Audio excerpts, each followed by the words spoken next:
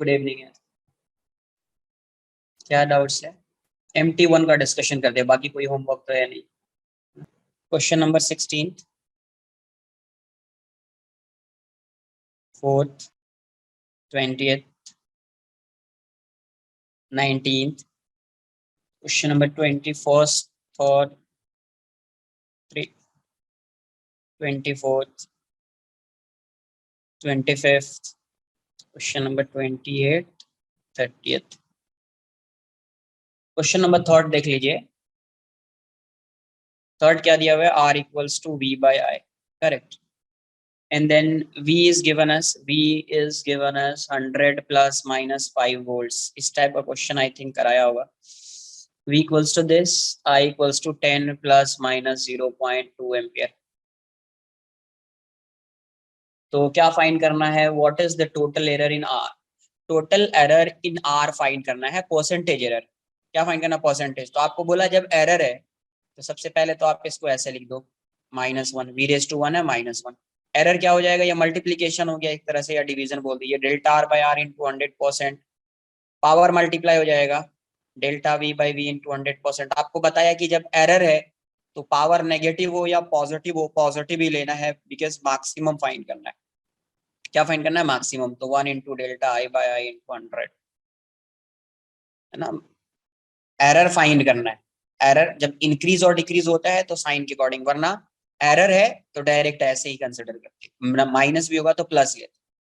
Class notes में ऐसा कराया। तो डेल्टा V की वैल्यू ये होती है, V ये है, यही है एरर इसका, वोल्टेज का एरर ये होगा। तो 5, V की वैल्यू क्या है? 100 इंटू 100% प्लस ये हो जाएगा डेल्टा I क्या हो जाएगा? 0.2, I की वैल्यू 10 और ये हो जाएगा 100%।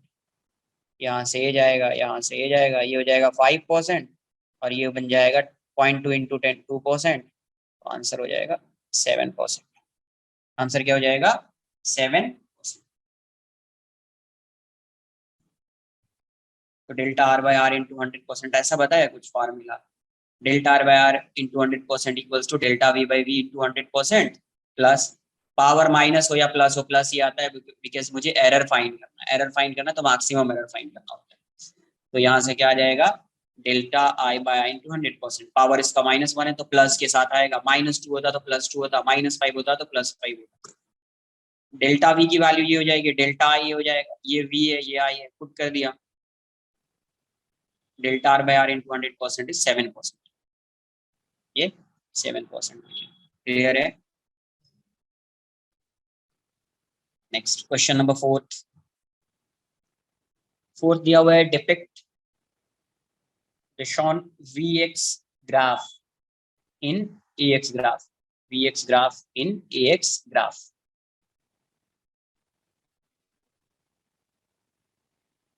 तो यहां से क्वेश्चन नंबर फोर्थ देख लेते हैं। फोर्थ क्या दिया हुआ है? ये V है, V0 x0 और ये x। अब देखो यहाँ Vx का ग्राफ गिवन, अपने को ड्रॉ क्या करना है? Ax graph. इससे क्या ड्रॉ करना है? Ax graph. तो एक्सेलरेशन तो चाहिए। इस ग्राफ से अपने को क्या आएगा? Vx। V जो है वो x का फंक्शन फाइंड कर सकते हैं। कैसे आएगा ये Vx? कैसे आएगा? स्ट्रेट लाइन है, इसका x इंटरसेप्ट x0 है, y इंटरसेप्ट V0 है।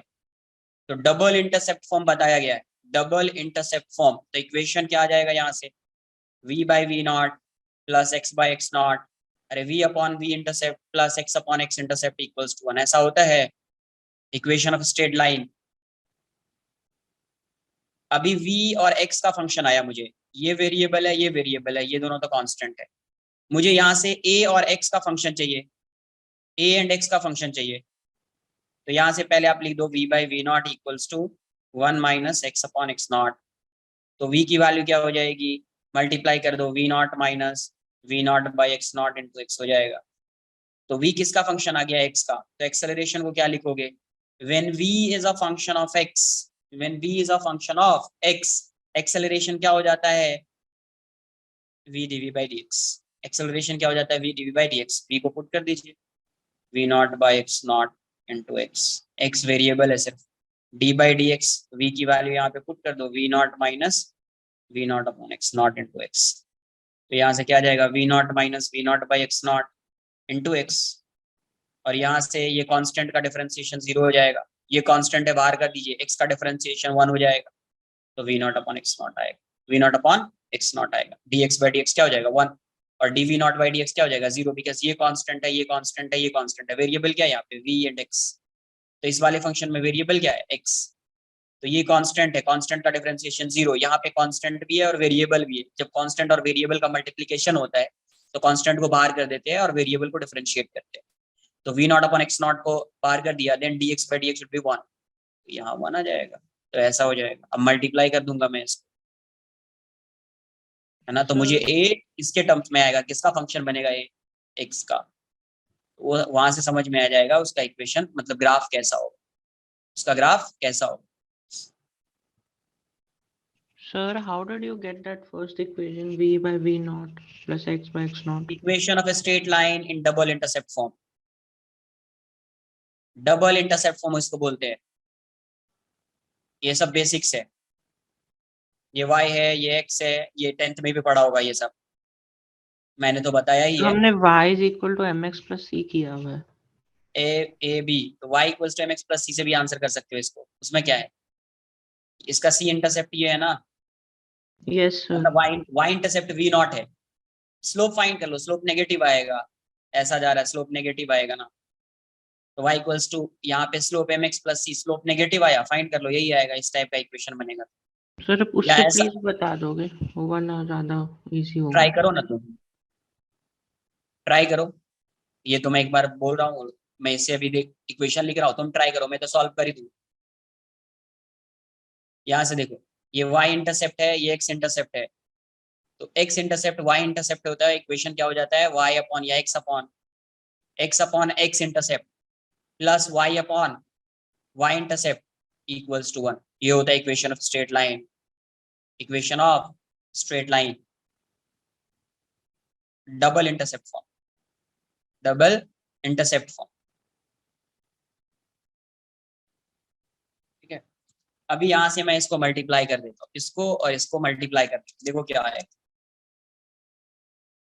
तो यहाँ से a की वैल्यू क्या आ जाएगी v naught minus V naught by X naught into X, और यहाँ पे क्या था 0 minus V naught by X naught, इसको आप मल्टीप्लाई कर दीजिए, तो ये आ जाएगा minus V naught square by X naught, ये हो जाएगा minus minus plus V naught square X naught square into X, मुझे a और x का ग्राफ चाहिए, तो a क्या हो जाएगा V naught square upon x naught square into X minus V naught square upon x naught, तो ये क्या हो गया y, ये क्या हो जाएगा m, ये क्या हो गया x, ये क्या हो गया माइनस, तो y equals to M x minus c है, तो y इक्वल्स टू क्या आ रहा है एम एक्स माइनस सी, तो ग्राफ कैसा होगा, इसका पावर 1 है ना, इसका भी पावर 1, तो ये स्ट्रेट लाइन आएगा, ये a है, ये क्या है आपका x, y इंटरसेप्ट नेगेटिव है, यहाँ पे आएगा स्लोप पॉजिटिव है, V square upon x naught square positive है, तो ग्राफ ऐसा हो जाएगा, ग्राफ ऐसा हो जाएगा, आंसर ए हो जाएगा,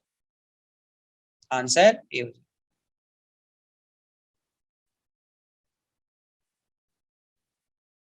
स्लोप क्या है पॉजिटिव, स्लोप क्या है पॉजिटिव, y इंटरसेप्ट क्या है नेगेटिव, नेगेटिव है तो यहाँ से स्टार्ट होगा, स्लोप पॉजिटिव है, तो आपको बताया यहाँ से एक लाइन ऐसी जा सकती है, दूसरी स्ट्रेट लाइन ऐसी आएगी, तो पॉजिटिव स्लोप है, मतलब ये वाला जो एंगल होना चाहिए लेस देन 90 होना चाहिए, लेस देन 90 है, लेस देन 90 है, तो ये ग्राफ है। अब देखो इसका इक्वेशन तुम y equals to mx plus c या mx माइनस सी से भी फाइंड कर सकते हो, मैं v का equation v as a function of x लिख देता हूँ, v और x है, ये v नॉट है, ये x नॉट है, ये है theta,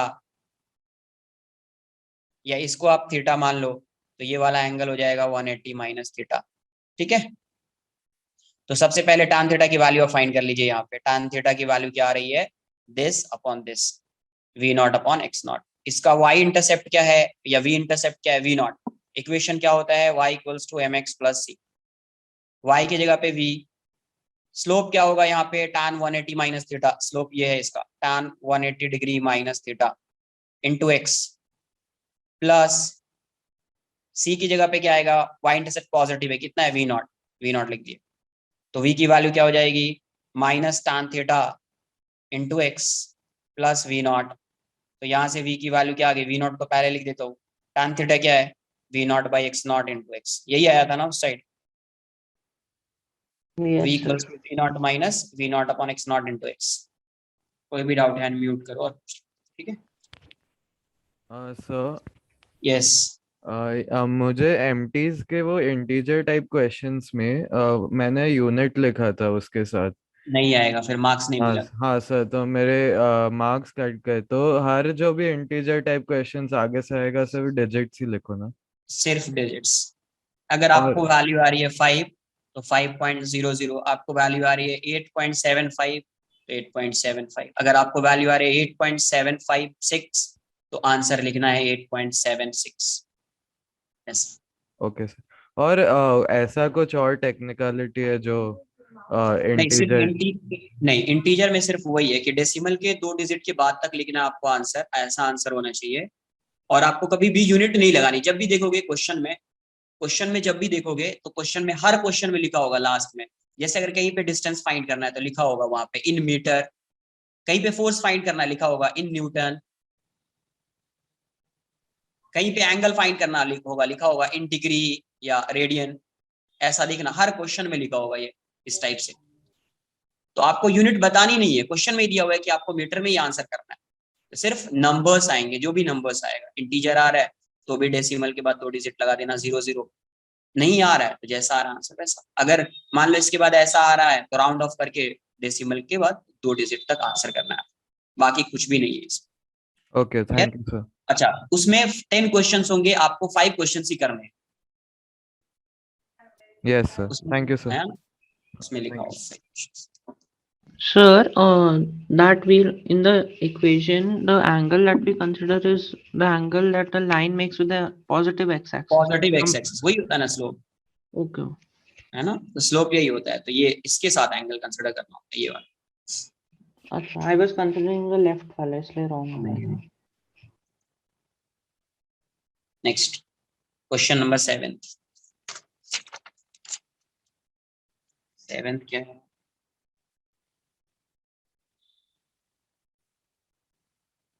seventh is a particle is projected from ground with initial velocity 20 meter per second at an angle of 30 degree with horizontal, ऐसा प्रोजेक्ट कर दिया 30 डिग्रीज और इनिशियल वेलोसिटी इसकी 20 मीटर पर सेकंड, ठीक है। The magnitude of change in velocity in a time interval t equals to 0 to t equals to 0.5 second.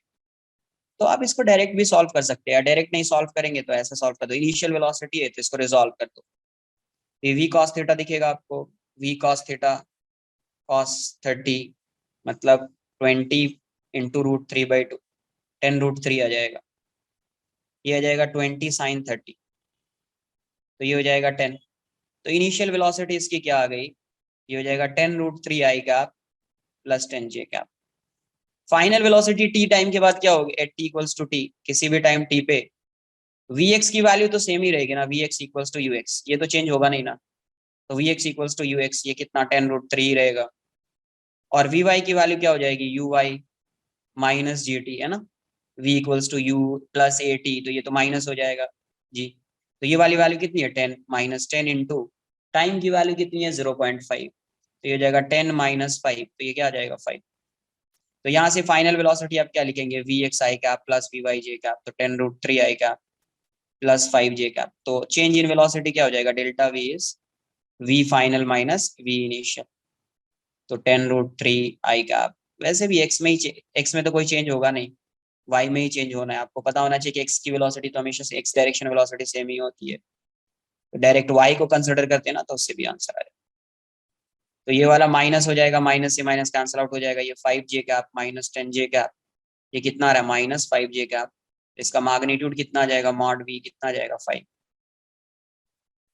क्या आ जाएगा, yes. Sir, if we find out the net velocity and subtract with the पहले नहीं वाला, नहीं नहीं नहीं, net velocity क्यों फाइंड करना, क्वेश्चन में क्या दिया हुआ है, नहीं, net velocity at 0.5 seconds, मतलब मैंने नहीं नहीं फाइंड नहीं, कर तुमने लिया। मैग्नीट्यूड को ऐसे थोड़ी सब्ट्रैक्ट करना है, क्वेश्चन रीड करो ना क्या दिया हुआ है, the magnitude of change in velocity, question समझो क्या बोला, magnitude of change in velocity. मतलब आपको क्या फाइंड करना है, पहले चेंज इन वेलोसिटी फाइंड करना होगा, देन उसका मैग्नीट्यूड फाइंड करना है ना। पहले क्या फाइंड करना है, change in magnitude, change in velocity, फिर उसका मैग्नीट्यूड फाइंड करना है। तो चेंज इन वेलोसिटी ऐसा आएगा ना, delta v equals to v final minus v initial, ये आएगा चेंज इन वेलोसिटी। अब इसका मैग्नीट्यूड 5 है अच्छा ओके है ना। सर। तो अगर मैं 0.5 सेकंड पे सपोज 10√3 और 25 मतलब 5 को स्क्वायर करके रूट कर दो तो मुझे नहीं नहीं, रॉन्ग आ मैग्नीट्यूड जाएगा ऑफ ना, रॉन्ग आ जाएगा, हाँ रॉन्ग। तुमने मैग्नीट्यूड को सब्ट्रैक्ट कर दिया, इसका मतलब क्वेश्चन में ऐसा थोड़ी पूछा है change in magnitude of velocity. ऐसा होता change in magnitude of velocity तो तुम्हारा वो आंसर होता, change in magnitude of velocity तो आंसर वो होता जो तुम बता रहे हो। यहाँ पे क्वेश्चन में क्या बोला, magnitude of change in velocity, मतलब आपको पहले first you have to find change in velocity, then find the magnitude of change in velocity. ऐसा नहीं बोला ना, चेंज इन अच्छा magnitude of velocity. Hello sir. तो सर। मैंने मैग्नीट्यूड निकाल लिया दूसरे मैग्नीट्यूड से सब्ट्रैक्ट कर दिया हाँ इसलिए तो तुमने रॉन्ग ये आया। किया, तुमने ये बना लिया, ओके सर। बट क्वेश्चन में ये था। क्लियर? Sir yes. सर आप क्या बोलते थे आज, आप क्या कर रहे हैं? क्योंकि हम लोग की कॉलेज लेक्चर थी तो अभी हम लोग जस्ट लीव हुए। MT1 का डिस्कशन चल रहा है, MT1। अच्छा सर, तो सर मैं डाउट सभी डाउट ग्रुप में चलेगा MT1? हाँ चलेगा, चलेगा, जो भी डाउट्स है ग्रुप पे आप सेंड करो डाउट्स। क्वेश्चन नंबर ऐसा 9। कुछ सवाल आपने बताया अभी तक MT1 में सर? MT1 में थ्री अलावा और क्वेश्चन, क्वेश्चन नंबर 3 मतलब third fourth and seventh discuss किया बस। उसके अलावा सर कुछ और करने करे आज करेंगे? हाँ अभी तो डिस्कस अभी चल रहा है ना, वही आगे डिस्कशन चलेगा ना। अभी कुछ क्वेश्चंस है, डाउट्स, उसको मैं डिस्कस कर रहा हूँ। जी सर। नहीं, इसके डिस्कशन के बाद आज कुछ नहीं, एक्स्ट्रा कुछ ही नहीं चलेगा, सिर्फ एमटी का पेपर, एमटी के पेपर का डिस्कशन होगा बस। क्वेश्चन नंबर 9 देखिए, the velocities of A and B are marked in the figure, the velocities of the block C is, देखो ऐसा है, ये कर सकते थे, थोड़ा सा समझना था। ये ऐसा है, ये ऐसा है,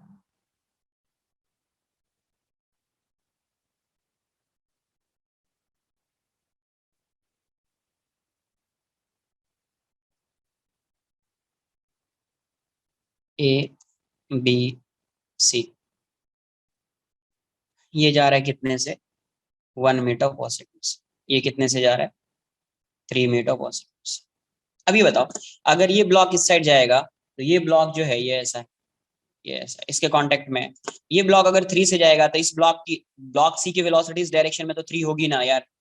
ये बताओ, ये अगर 3 से जा रहा है और इस ब्लॉक के कांटेक्ट में है ये, इसका मतलब ये ब्लॉक सी भी 3 मीटर पर सेकंड से जाएगा ना लेफ्टवर्ड डायरेक्शन में।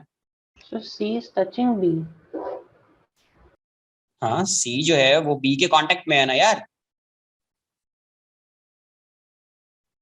अरे ये बताओ, ये अगर इस साइड आएगा तो क्या ये ब्लॉक इस साइड आएगा?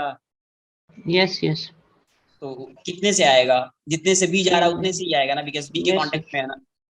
तो सबसे पहले इस ब्लॉक सी की वेलोसिटी इस डायरेक्शन में तो हो जाएगी, vx बोल देता हूँ, इसकी वेलोसिटी इस डायरेक्शन में 3 मीटर पर सेकंड हो जाएगी। सबसे पहले इससे अपन ने देख लिया कि ये सी 3 से जा रहा है तो ये तो 3 से जाएगा। अब इन सब की वेलोसिटी का आप स्ट्रिंग वाला पार्ट देखते हैं, ये तो कांटेक्ट में है इसीलिए जा रहा है 3 से। अब स्ट्रिंग वाला क्या होगा, स्ट्रिंग से देख लेते हैं अपन।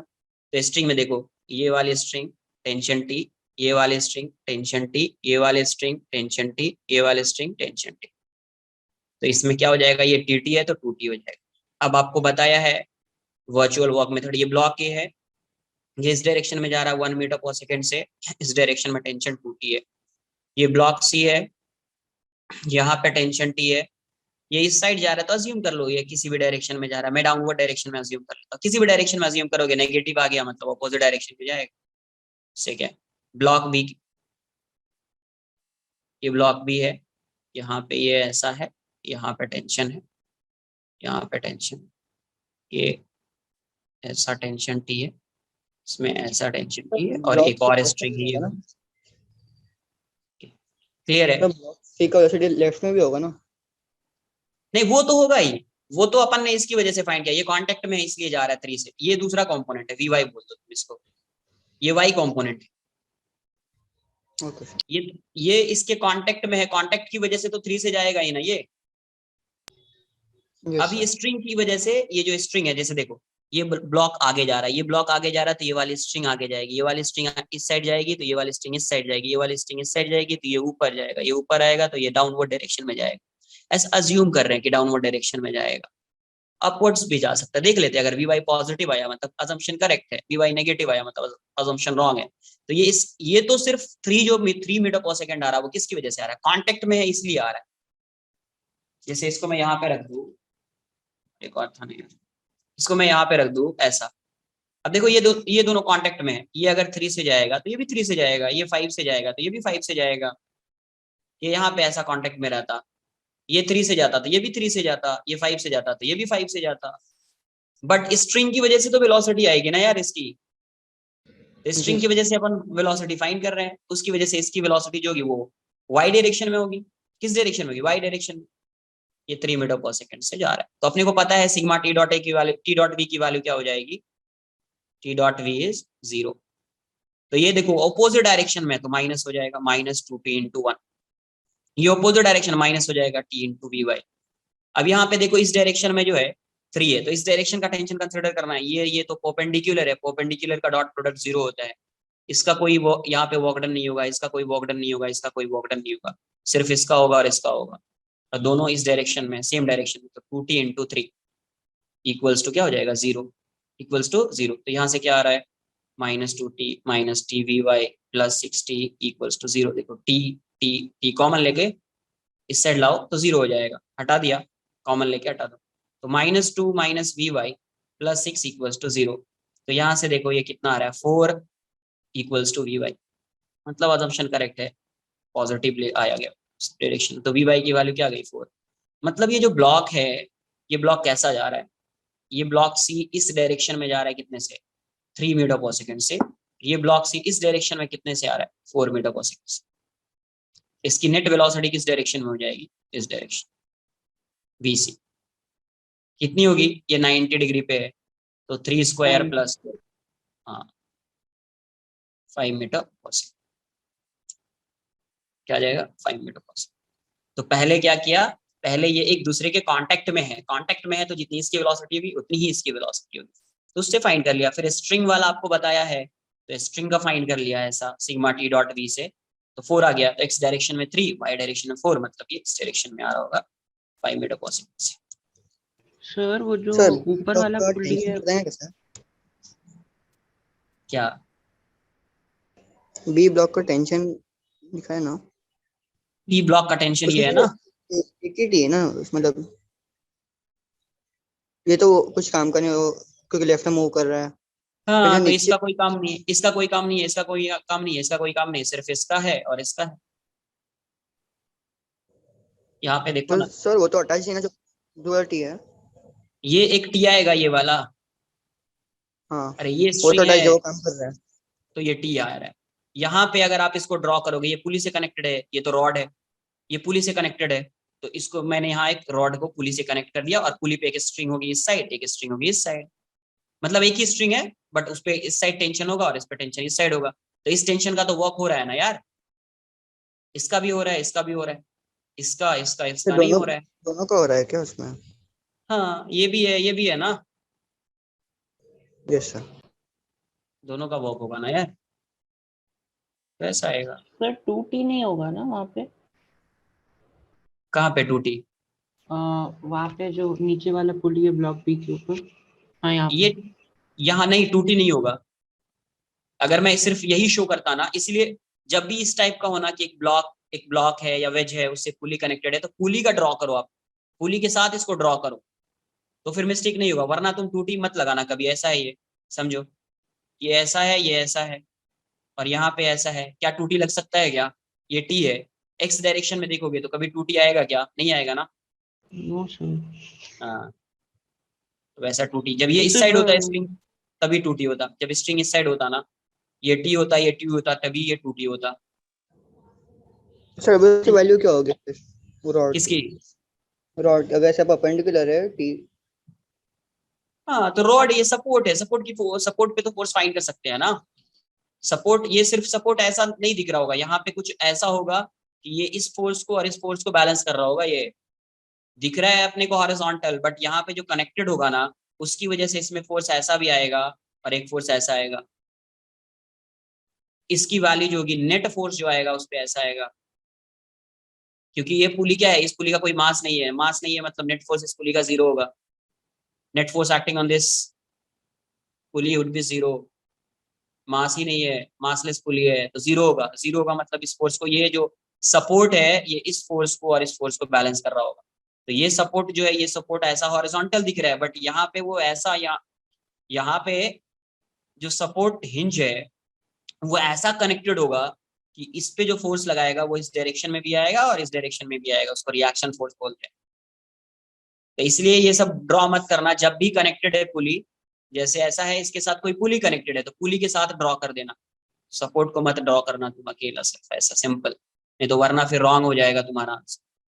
ऐसा है, अरे कितना मैसेज आएगा यार, ये ऐसा है और यहाँ पे एक पुली है ऐसी ऐसी, तो आप ऐसा ड्रॉ कर दो, सिंपल ऐसा आप ड्रॉ कर दीजिए बस, और कुछ मत ड्रॉ। पुली के साथ है तो पुली के साथ ड्रॉ कर दो, वरना सपोर्ट पे तुमने टी लगा दिया ना, रॉन्ग हो जाएगा पूरा। तुमने यहाँ पे भी टी लगा दिया, रॉन्ग आ जाएगा आंसर। सर जो पुली पे जो रॉड पे जो लगता है that is basically reaction force of the yes two forces ना, जो मैं लेफ्ट में अप्लाई यस करूंगा। Yes yes, okay. Reaction force.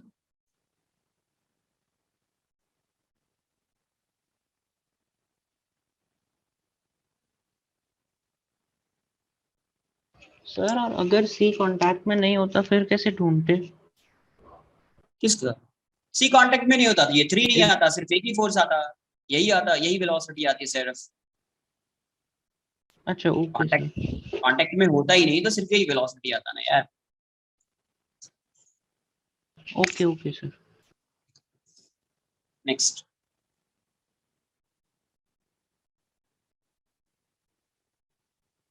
Seventh हो गया, 9th हो गया, देन 9th के बाद क्या है, 16th 17th 18th। आपने 6 और 7 करा दिया क्या? क्या आपने 6 और 7 करा दिया क्या? 7th करा दिया, 6 नहीं, तो लास्ट में पूछ लेना, उसमें क्या है, पहले एक बार मैं कर देता हूँ सॉल्व, लास्ट में पूछ लेना जो भी रहा उसमें। जी सर। ठीक है, क्वेश्चन नंबर 16 देख लेते हैं। 16 तो आना चाहिए I think. Which figure represents the correct FBD of rod of mass m is shown in the figure? ये ऐसा है,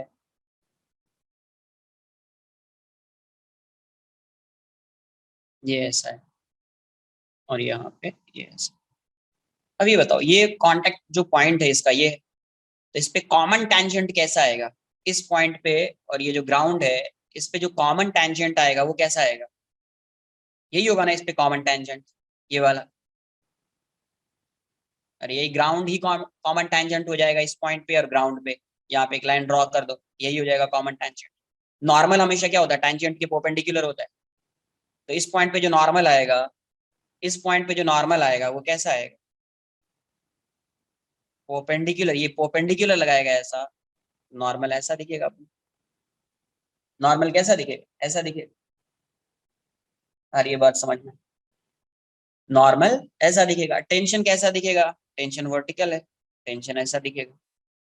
इसका वेट भी आएगा mg, mg कैसा दिखेगा? ऐसा दिखेगा। यही हो जाएगा आंसर, नॉर्मल टेंशन mg, उसने r लिखा है तो rt mg। सर नॉर्मल को आंसर कोई भी अल्फाबेट से डिनोट कर सकते हैं, डिनोट किससे? नॉर्मल को कोई भी अल्फाबेट से डिनोट कर सकते हैं यस अपन। यस, किसी से भी, आपको सिर्फ समझ में आना चाहिए कि वो नॉर्मल रिएक्शन है, किसी से भी डिनोट कीजिए आप, है ना। तो ऐसा ये कांटेक्ट में यहाँ पे, तो इस पे कॉमन टेंजेंट पहले फाइंड करो, कॉमन टेंजेंट यही हो जाएगा कॉमन टेंजेंट। इस पे भी टेंजेंट है और ग्राउंड पे भी टेंजेंट है, तो नॉर्मल हमेशा इसके परपेंडिकुलर आएगा ऐसा, तो नॉर्मल ये हो जाएगा, टेंशन ये।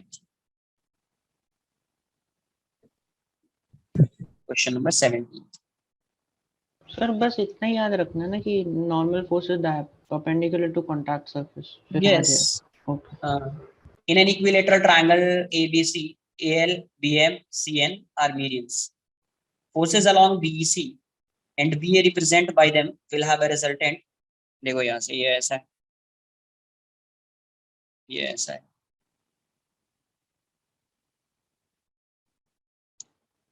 ये फोर्स किसके अलॉन्ग है? BC, इसके अलॉन्ग फोर्स है BC, और फोर्स किसके अलॉन्ग है? BA, sorry BA। अब देखो यहाँ पे दो वेक्टर है, एक वेक्टर ये है, दूसरा वेक्टर ये है ना। एक पैरेललोग्राम ड्रॉ कर दिया तो उसका रिजल्टेंट क्या आएगा? ये इसका रिजल्टेंट हो जाएगा, ये इसका रिजल्टेंट हो जाएगा ये वाला। तो आप क्या लिखोगे? Vector BO equals to BA plus BC, यही हो जाएगा ना रिजल्टेंट। अब ये इसका मीडियन है, ये किससे पास हो रहा है? M से पास हो रहा है, ये इसका मीडियन है, ये इसका क्या है? मीडियन है। तो ये लेंथ, ये ट्रायंगल दोनों सेम ट्रायंगल दिख रहा है, सेम है, मतलब ये लेंथ इसके इक्वल, ये लेंथ इसके इक्वल, ये तो कॉमन ही है, मतलब ये वाली लेंथ और ये वाली लेंथ सेम होगी, है ना। ये वाली लेंथ और ये वाली लेंथ सेम होगी, तो ये वेक्टर अगर BM है तो ये वेक्टर भी उतना ही होगा और सेम डायरेक्शन में। तो BO को आप क्या लिख सकते हैं? BO है इसका रिजल्टेंट, BO को आप क्या लिख सकते हैं? BM प्लस MO, ये लिख सकते हैं। और BM और MO तो सेम होगा बिकॉज लेंथ भी सेम है, डायरेक्शन भी सेम है, तो आप इसको ऐसे लिख दो BM प्लस PM, तो ये क्या हो जाएगा? 2BM, मतलब इसकी जो वैल्यू होगी वो किसके इक्वल हो जाएगी? 2BM के इक्वल। अरे ये वेक्टर बताया, this plus this equals to this, ये रिजल्टेंट होता है ना सर पैरेललोग्राम लॉ। आपको दोनों इक्वल कैसे मिल रहा है वो समझा नहीं। अरे भाई ये पैरेललोग्राम ड्रॉ किया तो क्या ये लेंथ इसके इक्वल है? यस सर, क्या ये लेंथ इसके इक्वल है? यस यस और ये वाली जो साइड है ये दोनों ट्रायंगल में कॉमन है। Yes sir. तो जब ये सेम है, ये सेम है, ये सेम है, तो ये सेम नहीं होगा। नहीं समझा? ऐसा समझो। सर अरे हाँ या ना? No sir. ये लेंथ सेम है, यस ये लेंथ सेम है। Yes sir. तो अब इसका जो, जब तुम लेंथ फाइंड करोगे ये लेंथ, तो ये लेंथ जब तुम फाइंड करोगे तो अब देखो ये वाला ट्रायंगल देखो, इस वाले ट्रायंगल से you can find the length of this BM, find कर सकते हैं इस वाले ट्रायंगल से। अरे फाइंड कर सर सकते हैं ना, कुछ वैल्यू आएगी हाँ या ना, तो कुछ तो हाँ बोलोगे हाँ यार। Yes sir yes. ना डल रेस्पॉन्स दे रहा है। यहाँ पे देखो इस ट्रायंगल को, ये और ये, तो इस वाले ट्रायंगल में जो ये लेंथ फाइंड कर रहे हैं इसका और इसका यूज करके कर रहे हैं, और इस वाले में जो फाइंड कर रहे हैं इसका लेंथ इसी इसका और इसका यूज करके कर रहे हैं। तो देखो ये लेंथ इसके इक्वल है, ये लेंथ इसके इक्वल है, एंगल भी सेम होगा, ये अगर थीटा है ये भी थीटा होगा, ये अल्फा है ये भी अल्फा होगा, ये बीटा है ये भी बीटा होगा। Alternate angle, alternate angle, vertically opposite angle. तो क्या अभी इसका लेंथ फाइंड करेंगे तो इसके इक्वल नहीं आएगा, यस सर हो जाएगा। तो उसको लिख दिया है ऐसा। सर वैसे AM इक्वल टू CM ना? AM क्या बोल रहा है? AM equals to, CM length में वेक्टर लिखोगे तो AM इक्वल्स टू CM नहीं लिखोगे, तुमने लेंथ लिखा तो सही है। जैसे वेक्टर अगर तुमने ऐसा लिखा ना AM लिखा तो इस डायरेक्शन में वेक्टर लिख रहे हो ना, तो इसको ऐसे लिखना पड़ेगा MC।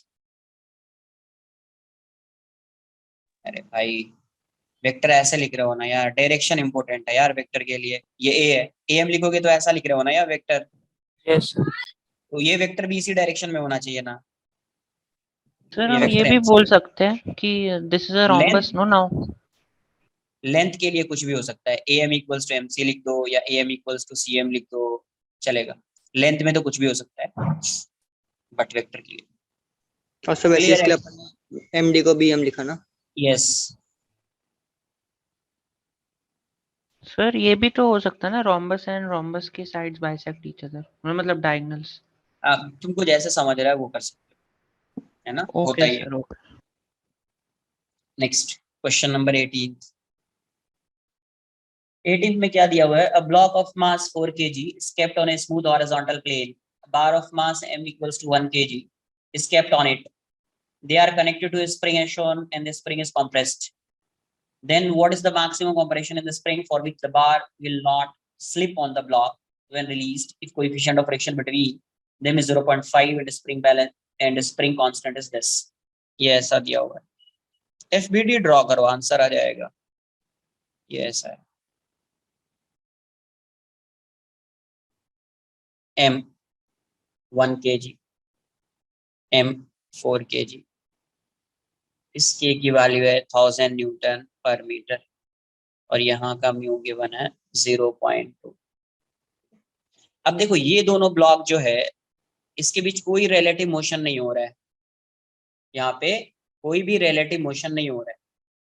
अगर रिलेटिव मोशन नहीं हो रहा है, क्वेश्चन में बोला गया है what is the maximum compression, तो आपको बताया गया है कि जहाँ पे बाउंड्री कंडीशन होता है वहां पे फोर्स जो आएगा वो मैक्सिमम फोर्स फ्रिक्शन का लगेगा, लिमिटिंग फ्रिक्शन. अगर मैक्सिमम बोल दिया उसने, maximum compression in the spring, मतलब लिमिटिंग फ्रिक्शन लगाना पड़ेगा. क्या यूज करना पड़ेगा? Limiting friction. तो मैं एफबीडी बना लेता हूँ. इसका एफबीडी बना लो पहले. 1 kg. तो सबसे पहले ये समझ लेते हैं कि इस पे फ्रिक्शन किस डायरेक्शन में लगेगा. तो इसको जब कंप्रेस कर रहे होगे,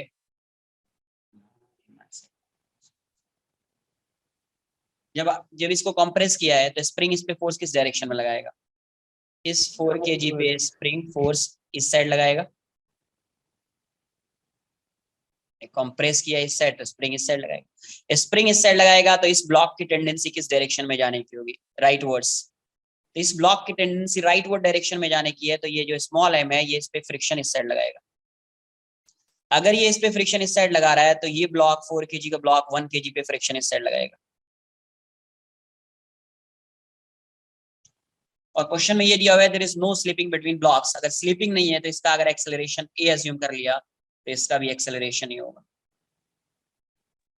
सर यस.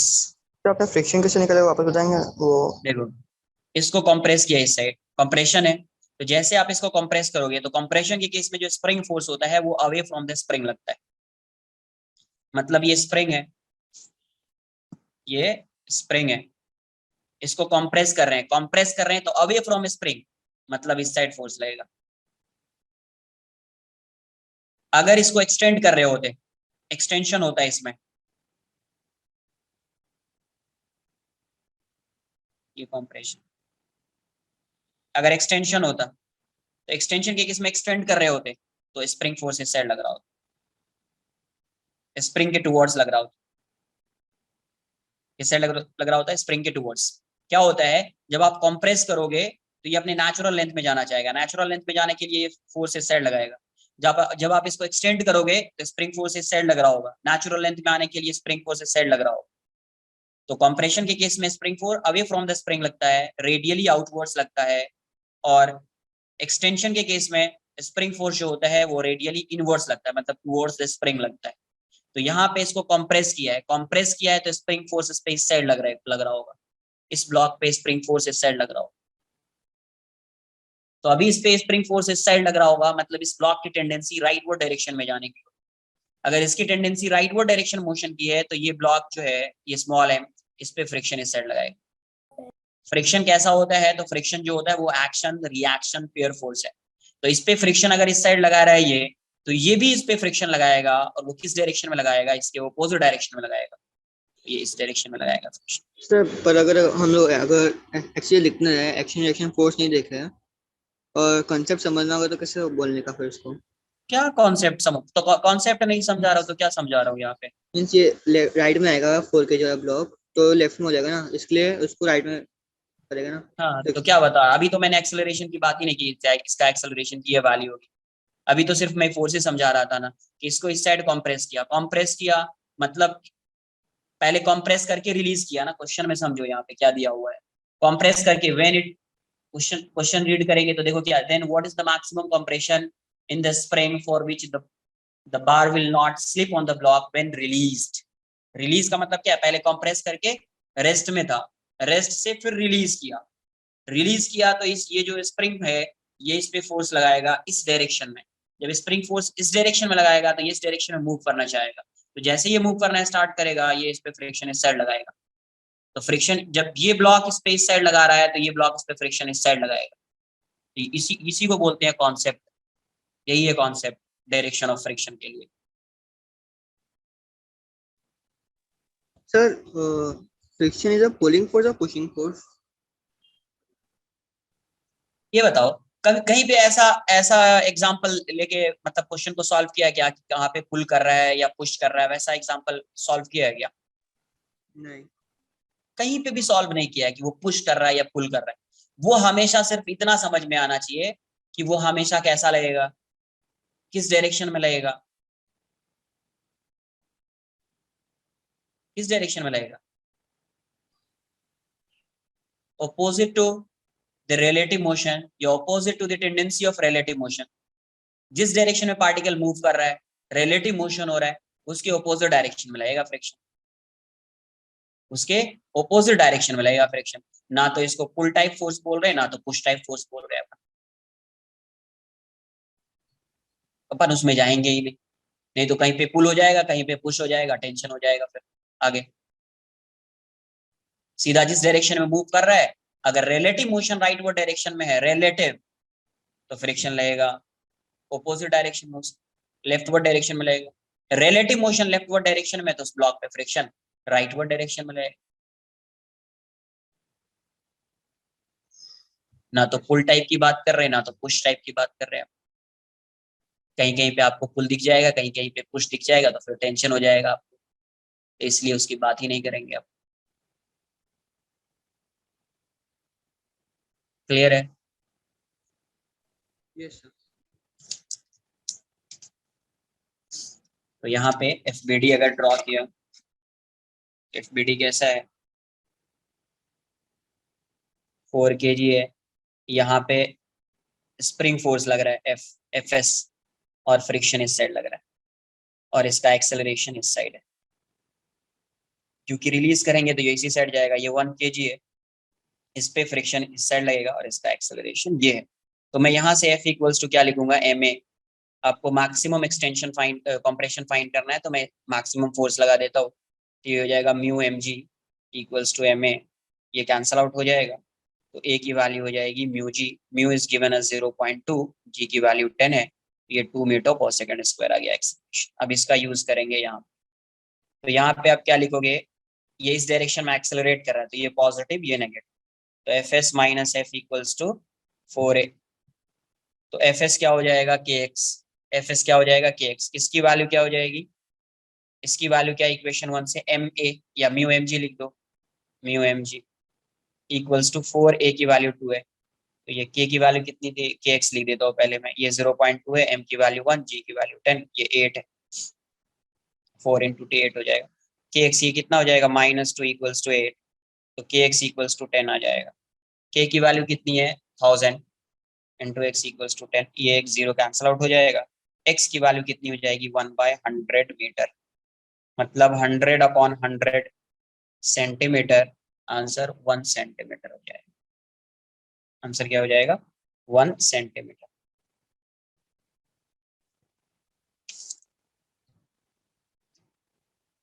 ये था क्वेश्चन नंबर 18। सर 28 कैंसिल करती है, क्या 28 कैंसिल? 28 क्वेश्चन इज कैंसिल्ड क्योंकि वो डिस्प्ले नहीं कर रहा है वहाँ पे। हाँ तो वो बोनस मिल गया होगा सबको शायद, बोल तो दिया था मैंने, पता नहीं।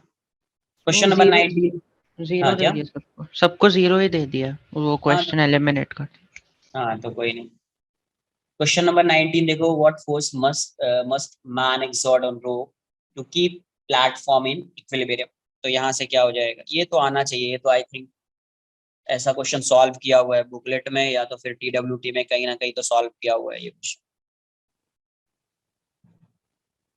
ये आना चाहिए आपसे, ये ऐसा है।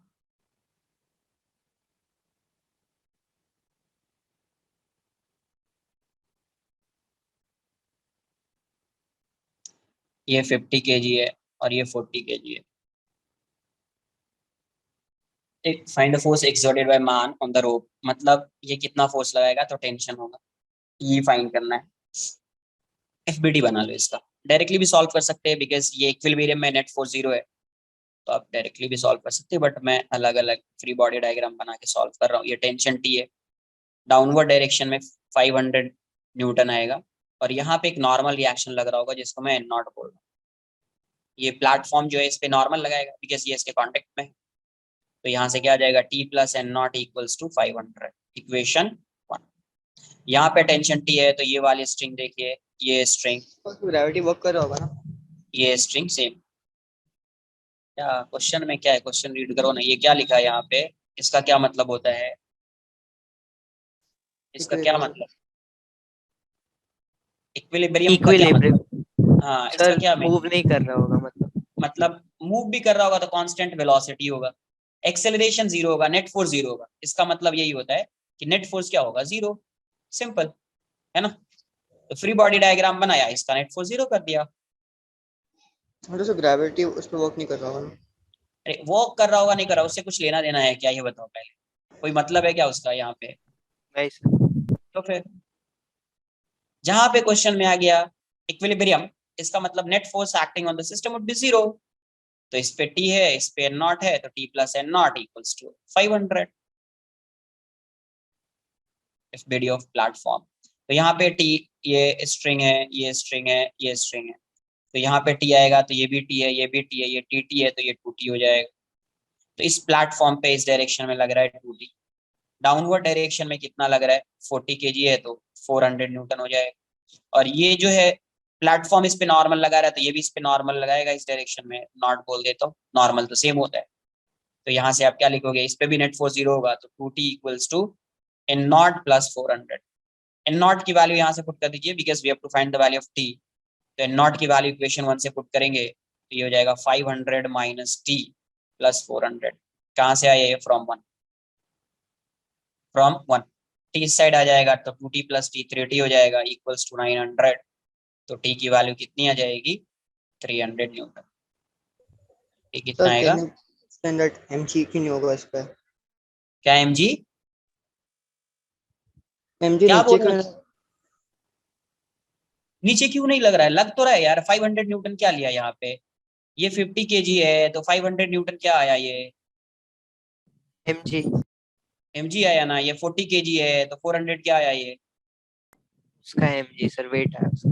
तो फिर क्या डाउट है, ये तो पूछो, mg तो लगा दिया मैंने। वर्कडन पे मत जाओ, कुछ वर्कडन वाला पार्ट बताया ही नहीं है, तो इस चैप्टर में कहाँ से वर्कडन आ जाएगा, वर्कडन बाय ग्रेविटी बोल रहे हो, कहाँ से आ जाएगा, पढ़ाया है क्या वर्कडन बाय ग्रेविटी? नहीं सर, मैं वर्कडन में ग्रेविटी नहीं बोल रहा था, मैं वो एमजी की बात कर रहा था, वो ग्रेविटी नहीं का तो बात कर, मास 50 था ना। हाँ, तो 500 जो 50 kg है उसी की वजह से तो लग रहा है ना यार 500 न्यूटन, ये जो 40 kg है उसी का तो लगा या 400 न्यूटन, वेट तो यही होगा ना उसका। सामने कन्वर्ट नहीं करने का ना? नहीं, न्यूटन में रखो ना, न्यूटन में आंसर है ना, ऑप्शन तुम्हें तो न्यूटन ही है ना, तो न्यूटन में ही आंसर रहेगा ये, ऑप्शन से। सर यस, सर जितना मैन ऊपर रोप को खींचेगा उतना ही लेस नॉर्मल फोर्स नीचे लगा पाएगा ना? Yes, Okay, sir. Sir, and can a person exert more force than his weight? That is not possible, no? नहीं नहीं, ऐसा पॉसिबल अगर होगा, अगर ये ज्यादा फोर्स लगाएगा तो एक्सेलरेट कर जाएगा फिर। जैसे सपोज वेट अगर मान लो 500 है, इसने 600 लगा दिया, तो ये 600 से तो ये अपवर्ड डायरेक्शन में चला जाएगा ना फिर यार, फिर तो हाँ, एक्सेलरेट करेगा, ये कांटेक्ट में ही नहीं रहेगा ये। which is not possible. Yes, इस केस में तो वैसा पॉसिबल नहीं है। क्वेश्चन नंबर 19 हो गया, 20th तो सॉल्व करूँ क्या, 20th तो आ जाएगा आपसे। ये ऐसा है, vector A, vector B, vector C, vector D, vector E, vector F. तो एक ऑप्शन दिया हुआ है B plus C equals to F, check कर लो, बी किस डायरेक्शन में है, इस डायरेक्शन में, सी किस डायरेक्शन में, इस डायरेक्शन में। तो अब देखो B plus C equals to F, तो इसका रिजल्टेंट ऐसा होना चाहिए, ऐसा होना चाहिए, बट एफ इसके ओपोजिट डायरेक्शन में, ऐसा एफ, तो B plus C equals to F नहीं हो सकता है। बी ऐसा है, सी इस डायरेक्शन में, तो इसका रिजल्टेंट यहाँ से स्टार्ट होगा, यहाँ पे क्या होगा, इसका हेड होगा, है ना, टर्मिनेट होगा। तो ऐसा होना चाहिए, बट एफ इसके ऑपोजिट डायरेक्शन में, तो ये तो पॉसिबल नहीं है। Next, D plus C equals to F. D इस डायरेक्शन में, डी सी इस डायरेक्शन में, डी सी, तो एफ की वैल्यू ऐसी हो जानी चाहिए, इसका रिजल्टेंट यहाँ से स्टार्ट होगा और यहाँ पे जाएगा। तो एफ तो इस डायरेक्शन में है ही नहीं ना, तो ये भी पॉसिबल नहीं है। Next, D plus E equals to F. तो डी इस डायरेक्शन, ई जो है इस डायरेक्शन में, तो एफ, ये रिजल्टेंट यहाँ से स्टार्ट होगा, यहाँ पे जाएगा। तो एफ तो इस डायरेक्शन में है, एफ इसी डायरेक्शन में, तो ये पॉसिबल है। और ये इसमें सी डी दोनों है, तो दो आंसर हो जाएगा, है ना? दो answer. Next, question number 21। A water fountain on the ground sprinkles water all around. If the speed of water coming out of the fountain is v, then maximum area around the fountain that gets wet is. तो अब ये बताओ वो कैसा जाएगा, ऐसा जाएगा, v से जा रहा है, तो ये प्रोजेक्टाइल मोशन होगा, हर डायरेक्शन में प्रोजेक्टाइल मोशन होगा। जैसे यहाँ पे फाउंटेन, यहाँ इस डायरेक्शन में वाटर ऐसा v से जा रहा है, तो यहाँ पे ऐसा प्रोजेक्टाइल, यहाँ पे ऐसा प्रोजेक्टाइल, यहाँ पे ऐसा, यहाँ पे ऐसा, यहाँ पे ऐसा, यहाँ पे ऐसा, इस साइड ऐसा प्रोजेक्टाइल बनेगा। तो अगर आप देखोगे तो इतना एरिया कवर कर रहा होगा वो, ऐसा, यहाँ पे फाउंटेन, तो ये ऐसा जा रहा है, यहाँ पे आके स्ट्राइक कर रहा है, यहाँ से जा रहा है, यहाँ पे स्ट्राइक कर रहा है, यहाँ से जा रहा है, तो इसी एरिया को डिस्कस करना है। तो यहाँ पे ऐसा, तो यहाँ से जब जा, यहाँ से मान लो v वेलोसिटी से जा रहा है किसी एंगल पे, यहाँ से जा रहा है, यहाँ पे स्ट्राइक कर रहा है, तो ये वाला जो डिस्टेंस होगा ये क्या हो जाएगा, इसका r। ये इस सर्कल का रेडियस भी है और इसका रेंज भी हो जाएगा, क्या हो जाएगा, रेंज। तो मैक्सिमम एरिया फाइंड करने के लिए क्या होना चाहिए, इसका रेंज क्या होना चाहिए, मैक्सिमम होना चाहिए, इसका रेडियस मैक्सिमम होना चाहिए। तो मैक्सिमम एरिया फाइंड करने के लिए रेंज भी क्या होना चाहिए, मैक्सिमम। तो फॉर मैक्सिमम रेंज थीटा की, जैसे रेंज होता है क्या है, r equals to v square sine 2 theta by g. तो मैक्सिमम रेंज के लिए ये वाली वैल्यू साइन 2 थीटा क्या हो जाता है, 1, मतलब 2 थीटा की वैल्यू 90 डिग्री, थीटा 45। ये फाइंड नहीं करना है 45, बट ये बताया हुआ है आप, ये 45 हो जाता है ऐसे। यहाँ पे तो करना भी नहीं सॉल्व। मैक्सिमम रेंज के लिए ये साइन थीटा की वैल्यू 1 पुट कर दो, तो आर मैक्स आपका क्या हो जाएगा, वी स्क्वायर इंटू 1 बाई जी, ये हो जाएगा वी स्क्वायर बाई जी। और ये पाथ इसका कैसा हो रहा है, सर्कुलर पाथ है, तो एरिया क्या हो जाएगा, मैक्सिमम एरिया, ये हो जाएगा पाई आर मैक्स स्क्वायर। तो क्या आ जाएगा answer, pi v raise to 4 by g square. क्या जाएगा, pi v raise to 4 by g square. तो आंसर इसका क्या हो जाएगा, के की वैल्यू क्या हो जाएगी, के की वैल्यू 2 हो जाएगी, because k pi v raise to 4 by 2 g square, denominator में 2 है, तो के की वैल्यू 2 होगी, तभी तो वो होगा ना pi v raise to 4 by g square. Answer 2 हो जाएगा इसका।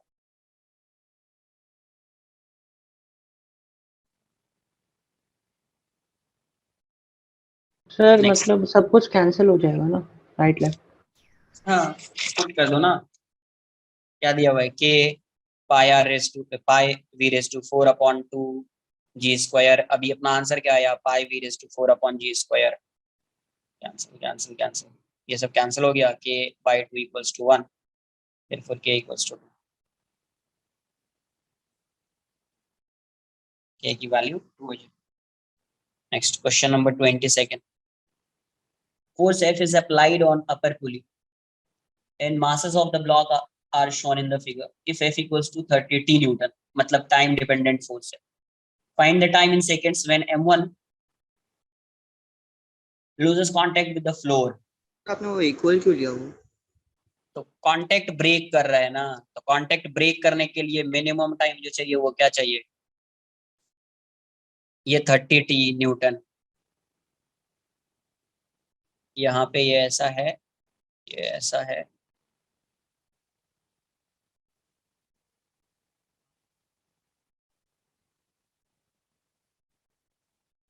ये ऐसा है, M1 M2।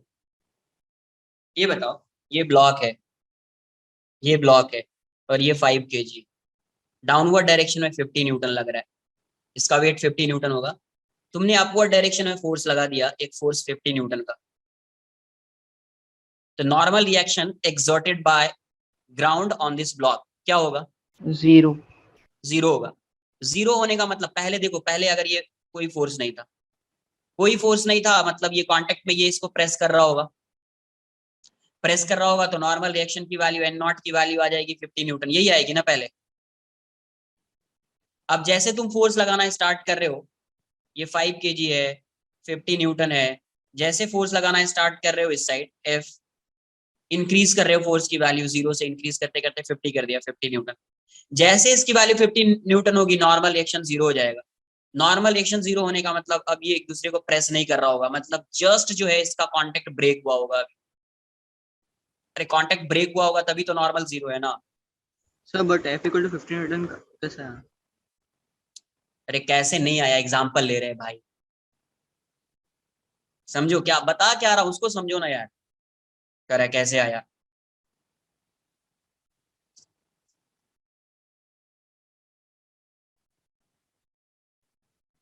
ये 5 kg है, एक एग्जाम्पल ले रहा हूँ, एग्जाम्पल, या ये क्वेश्चन है इसी से रिलेटेड एक एग्जाम्पल है, ऐसा नहीं कि इस क्वेश्चन को मैं सॉल्व नहीं कर रहा हूँ, वो तुमको समझ में आएगा तो फिर ये समझेगा।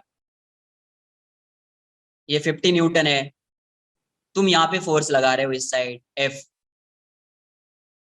फोर्स लगा रहे हो, फोर्स की वैल्यू अगर यहाँ पे 10 न्यूटन होगी तो कुछ नॉर्मल की वैल्यू आएगी, नॉर्मल की वैल्यू 40 न्यूटन आ जाएगी।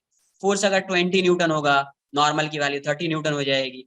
फोर्स यहाँ पे 30 न्यूटन होगा, नॉर्मल की वैल्यू 20 न्यूटन हो जाएगी। फोर्स यहाँ पे 40 न्यूटन होगा, नॉर्मल की वैल्यू 10 हो जाएगी। फोर्स यहाँ पे 50 न्यूटन होगा, नॉर्मल की वैल्यू 0 हो जाएगी। तो जैसे नॉर्मल की वैल्यू 0 हो गई, मतलब अभी जो ये 5 kg का ब्लॉक है, ये ग्राउंड को जो है वो प्रेस नहीं कर रहा है, इसका मतलब इसका कांटेक्ट जो है वो ब्रेक हो चुका होगा, इसीलिए तो नॉर्मल की वैल्यू 0 आ रही है, इसीलिए नॉर्मल की वैल्यू 0 आ रही है। इसका मतलब क्या हुआ कि अगर कांटेक्ट ब्रेक हो रहा है जिस इंस्टेंट पे, उस इंस्टेंट पे इसका डाउनवर्ड डायरेक्शन में जितना फोर्स होगा उतना ही इस पे अपवर्ड डायरेक्शन में फोर्स लग रहा होगा।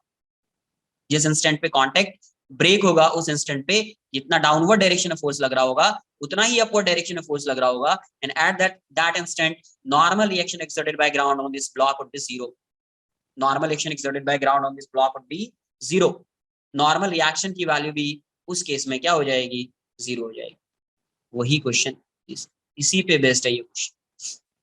ये 30 न्यूटन है, 30 टी न्यूटन है, तो ये इसमें तो टेंशन सेम आएगा, टी टी टी, तो ये वाला जो पार्ट है ये तो इक्वली डिवाइड हो जाएगा। ये टी है, सेम स्ट्रिंग, ये सेम स्ट्रिंग है, ये सेम स्ट्रिंग, तो टी टी, और ये हो जाएगा 2t। तो अगर इसको आप सॉल्व करोगे, यहाँ पे इसका एफबीटी बना लिया, यहाँ पे फोर्स लग रहा है 30t, डाउनवर्ड डायरेक्शन में लग रहा है 3t, T T T 3t, है ना, ये क्या लग रहा है? T T T 3t। अब इसका तो कोई मास है नहीं, मास की वैल्यू 0 है, मास की वैल्यू 0 है तो नेट फोर्स 0 हो जाएगा। 30t minus 3t equals to mass into acceleration, तो 0 है तो 0 लिख दिया, मास 0 हो जाएगा तो m इंटू ए की वैल्यू 0 हो जाएगी। मतलब 30t की वैल्यू क्या हो गई? 3t। डायरेक्ट भी आप बता सकते थे, t की वैल्यू होगी 10t, बोल सकते थे ये 30t है तो यहाँ पे 10t आएगा, ये 10t आएगा, ये 10t आएगा, ऑब्वियस है। तो अभी मुझे m1 में चेक करना है, m1, तो ये कितना हो जाएगा? m1, ये m1 है, m1 की वैल्यू कितनी है यार? m1 की कुछ वैल्यू गिवन है, m1 is 4 kg, m1 is 4 kg, 4 kg है तो डाउनवर्ड डायरेक्शन में फोर्स कितना लग रहा होगा? 40 न्यूटन। और इस पे फोर्स कितना लग रहा है? 2t, 2t का मतलब 2 इंटू 10t, ये हो जाएगा 20t। तो जैसे ये कांटेक्ट ब्रेक लूज कर रहा होगा, ब्रेक कर रहा होगा, इसका मतलब ये जो अपवर्ड डायरेक्शन में फोर्स है वो डाउनवर्ड डायरेक्शन की फोर्स के इक्वल हो जाएगा। इट मींस, और नॉर्मल रिएक्शन की वैल्यू उस इंस्टेंट पे क्या हो जाएगी? 0। नॉर्मल रिएक्शन की वैल्यू उस इंस्टेंट पे क्या हो जाएगी? 0। तो block m1 loses contact when normal reaction क्या हो जाएगा? 0 हो जाएगा। अब ये फोर्स इसको बैलेंस कर रहा होगा, हेंस क्या लिखोगे? 20t equals to 40। तो यहाँ से t की वैल्यू क्या हो जाएगी? 40/20, 2 सेकेंड आ जाएगा। क्या आएगा 2 सेकंड। सर ऐसे कैसे हो सकता है कि ऊपर वाला pulley is not moving and नीचे वाले ब्लॉक्स आर मूविंग? किसने बोला कि ऊपर वाला पुली इज नॉट मूविंग? किसने बोला? मैंने बोला क्या? Sir no. तो फिर मास 0 इसलिए आपने यस, किया ना? अरे नेट ओके। फोर्स क्या होता है भाई? ये सब ये देखो क्लास में ये सब बता, एफ नेट क्या लिखोगे? एम इंटू ए लिखोगे, मास इंटू एक्सेलरेशन लिखोगे, हाँ या ना? यस। तो इस पुली पे नेट फोर्स कितना है? 30t minus 3t। मास की वैल्यू इसकी क्या है? 0। एक्सेलरेशन 0 थोड़ी है। किसने बोला एक्सेलरेशन 0 है? 0 इंटू ए। तो यहां से क्या लिखोगे? 30t minus 3t equals to 0। तो 30t की वैल्यू क्या हो जाएगी? 3t। तो t की वैल्यू क्या हो जाएगी? 10। यही होगा ना? Yes sir, okay okay. So sir, you have to assume massless pulleys, ना? हाँ, जब क्वेश्चन में कुछ भी नहीं दिया हुआ है तो पुली कैसी होगी? मासलेस। स्ट्रिंग कैसा होगा? मासलेस। जब तक क्वेश्चन में कुछ भी गिवन नहीं है तो स्ट्रिंग भी मासलेस होगी, इनएक्सटेंसिबल होगी, पुली भी मासलेस होगा। एंड सर इसमें इसका मतलब ये है ना कि एक टेंशन, मतलब ऊपर से टेंशन आ रहा है जो इक्वल है इसके mg के हिसाब से, इसकी टेंशन न्यूटन n0 हो रहा है ना? देखो यहाँ से, ये यहाँ पे जो फोर्स इसको पुल कर रहे हैं तो ये एक्सेलरेट कर रहा होगा, ऑब्वियस है, एक्सेलरेट करेगा तभी तो ये कांटेक्ट ब्रेक करेगा। तो जैसे ये पुल कर रहे हैं तो एक्सेलरेट कर रहा होगा। तो सबसे पहले जब यहाँ पे फोर्स लगाओगे तो वो डिस्ट्रीब्यूट होगा किसमें? स्ट्रिंग में। और ये वाली स्ट्रिंग देखो आइडेंटिकल स्ट्रिंग है तो टेंशन सेम होगा। तो ये पूरा फोर्स जो है ये इसको बैलेंस कर रहा होगा, ये फोर्स को। इसका एक्सेलरेशन कुछ होगा बट मास 0 है, इसीलिए नेट फोर्स 0 हो जाएगा। तो टी टी टी आ गया, टी टी टी आया तो यहाँ पे टी टी है तो ये 2t हो जाएगा। अब ये कांटेक्ट ब्रेक कर रहा है। कांटेक्ट ब्रेक करने का मतलब उस इंस्टेंट पे नॉर्मल की वैल्यू 0 हो जाएगी, बिकॉज कांटेक्ट में ही नहीं है नॉर्मल 0। नॉर्मल 0 है और उस इंस्टेंट पे फोर्स की वैल्यू, इस फोर्स की वैल्यू इसके इक्वल हो जाएगी। इक्वल कर दिया तो you will get the value of T. अब बताओ क्या डाउट है इसमें? सर इसमें 21st में एक डाउट है, ये आपने जो ऊपर सॉल्व किया है 21st क्वेश्चन में, यस, उसमें सर आपने इक्वल कैसे लिया वो? इसको इक्वल, इसको। हाँ यस, इसको। अरे क्वेश्चन क्वेश्चन में इट क्या में बोला? दिया है। क्वेश्चन में दिया हुआ the total area around the fountain that gets wet is k pi v raised to 4 upon 2g square। ये एरिया है, क्वेश्चन के अकॉर्डिंग एरिया ये है। अपन ने जो फाइंड किया है वो एरिया ये है, तो दोनों एरिया सेम होना चाहिए ना। Yes sir. क्वेश्चन के अकॉर्डिंग एरिया ये है और अपन ने जो एरिया फाइंड किया है वो ये है, तो दोनों एरिया सेम होगा तो इक्वेट कर दिया, है ना। तो from here you will get the value of k। जैसे इक्वेट करोगे आपको k की वैल्यू मिल जाएगी। सर अगर कोई भी यस, मासलेस बॉडी है उस पे एफ नेट इज 0 0, आएगा हाँ, देन हाउ हमेशा। What will be the reason behind its acceleration? अब सर ये एफ बताओ, नेट 0 हो जाएगा ना तो? अरे नेट नेट फोर्स कैसे 0, किसकी वजह से 0 आ रहा है? मास के वजह से। मास की वजह से 0 आ रहा है ना भाई, एक्सेलरेशन की वजह से 0 आ रहा है क्या? नो सर, तो फिर बट दोनों फोर्सेस इक्वल हो जाएगी ना ऊपर नीचे, तो फिर एक्सेलरेशन कैसे अरे होगा? इक्वल इक्वल की बात नहीं है, सिर्फ इस चीज को समझना पड़ेगा। अगर ये बताओ, अगर इसका कुछ मास होता तो कंपलसरी होता क्या कि this equals to this? No sir.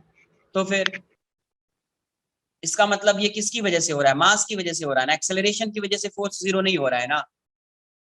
Yes sir, इस मास की चीज को वजह से। समझो, मास की वजह से फोर्स, अगर एक्सेलरेशन की वजह से फोर्स 0 होगा, इस केस में एक्सेलरेशन पॉसिबल ही नहीं है उसका। उस केस में अगर मान लो इसका कोई एक्सेलरेशन होता 5 मीटर पर सेकंड स्क्वायर, तो आप क्या करते? रॉन्ग हो जाता ये?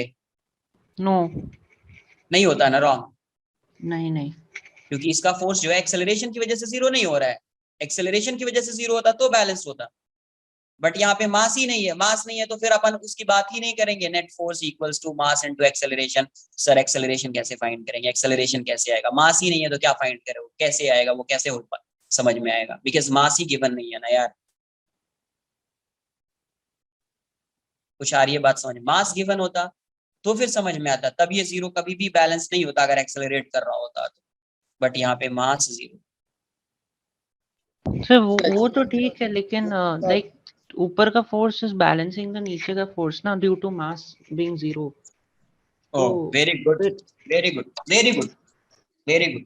सर ऊपर का फोर्स बैलेंस कर रहा है नीचे डाउनवर्ड डायरेक्शन के फोर्स को, तो मास जीरो देख लो। ऐसा नहीं, मैं ऐसा बोल फिर रहा हूँ कॉन्सेप्ट, मास के नहीं नहीं वजह नहीं, से एक जीरो। वेट वेट वेट, पूछा ना, डाउट्स बता रहा हूँ आराम से, वेट। ये ऐसा फिर ऐसा कॉन्सेप्ट लाओगे ना, फिर पढ़ाने का कोई मतलब ही नहीं रहेगा। ये 5 kg है, ये बताओ, ये 50 न्यूटन, नॉर्मल रिएक्शन यहाँ पे लग रहा है 50 न्यूटन, बताओ इसका कोई एक्सेलरेशन होगा? No sir. क्यों नहीं है acceleration? Sir both forces are balancing each other ना। यस, फोर्स बैलेंस कर रहा है, ये 50 न्यूटन इसके इक्वल है, इसीलिए क्या हो रहा है, इसका कोई एक्सेलरेशन नहीं है। इसका मतलब ये नहीं कि मास जीरो है, इट डजंट मीन कि mass of this block would be zero. Acceleration अगर जीरो है, इसका मतलब ये थोड़ी है कि मास जीरो हो जाएगा। Yes sir. अच्छा ये बताओ, अभी एक्सेलरेशन जीरो है, तो तुम ऐसा लगा सकते हो क्या? सर मैं ऐसा इक्वेशन लगा देता हूँ, एक बार देखो आप, F equals to M A लगा देता हूँ, m की वैल्यू हो जाएगी F net by zero. Sir m तो ये ऐसा हो गया, नेट फोर्स तो जीरो है यहाँ पे, एक्सेलरेशन भी जीरो है, सर जीरो बाय जीरो आ गया, तो मास की वैल्यू 5 kg कैसे आ गई? ये सब भी आ रहा है कुछ क्या? सर नहीं, ऐसे नहीं कर सकते, डिनोमिनेटर में जीरो। ये डिफाइंड होगा क्या? नो। नहीं होगा ना। नहीं नहीं। तो समझो, अगर जैसा तुम पहले वाला इक्वेशन यूज कर रहे थे कि f net equals to m into a, मैंने लिखा, और फिर मैंने फोर्स का यहाँ पे लिख दिया आपको 30t minus 3t equals to, इसको जीरो लिख दिया, इसको ए लिख दिया।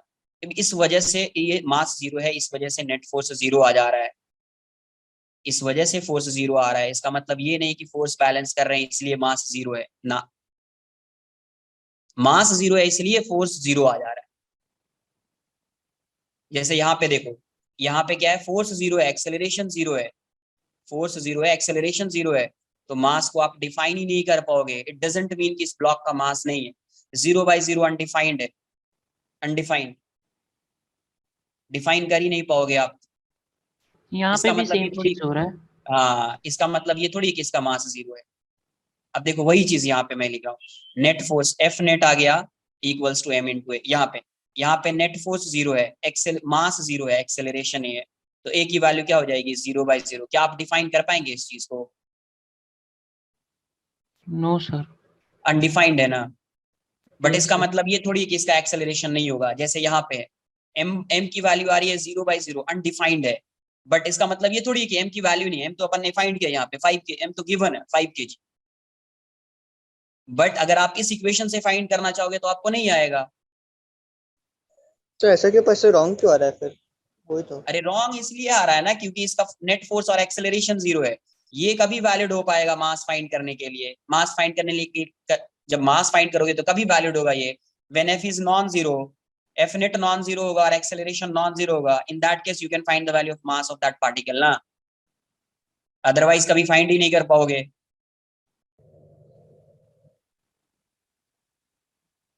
अरे m की वैल्यू को f बाई एम लिखते हैं, f बाई ए, तो ये जब इसकी फाइनाइट वैल्यू आती है कभी आती है, जब ये नॉन जीरो होता है और ये नॉन जीरो होता है तभी आता है ना, वरना ये चीज डिफाइन हो पाएगी क्या? नहीं हो पाएगी। सेम वैसा ही कॉन्सेप्ट यहाँ पे लग रहा है, तो इसका मतलब सर ये नहीं है सपोज, सर सपोज वो जो 5 kg ब्लॉक है, वो suppose that was 0 kgs and ऊपर 50 न्यूटन, नीचे 50 न्यूटन होता, तो फिर एक्सेलरेशन भी फिर जीरो ही हो जाता ना। अब मुझे ये बताओ, ये 5 kg है, ये 0 kg है, ये 0 kg है, तो इस साइड 50 न्यूटन कैसे आ जाता? ये 0 kg है तो इस साइड 50 न्यूटन कैसे आ जाता? यस सर, नहीं आएगा। तो फिर समझना है। वाले में एक्सेलरेशन को जीरो लिया अपन ने, एक्सेलरेशन जीरो आ गया, हमने प्रूव किया तो एक्सेलरेशन जीरो आया। किस में? ये देखो ना, एक अपन ने इक्वल टू जीरो किया, वो 5 kg वाले में ऊपर, यस। बराबर, मास को 5 kg लिया अपन ने, तो हाँ मास अगर 5 kg लिया, ये 50 न्यूटन है, तो नॉर्मल रिएक्शन 50 न्यूटन होगा, इसलिए एक्सेलरेशन की वैल्यू जीरो होगी। हाँ, तो m equal to f net upon zero आ रहा है, तो भी अनडिफाइंड हो जाएगा। यस। तो दैट्स नॉट पॉसिबल ना सर। अरे कभी मास फाइंड करते हैं, समझो इस चीज को।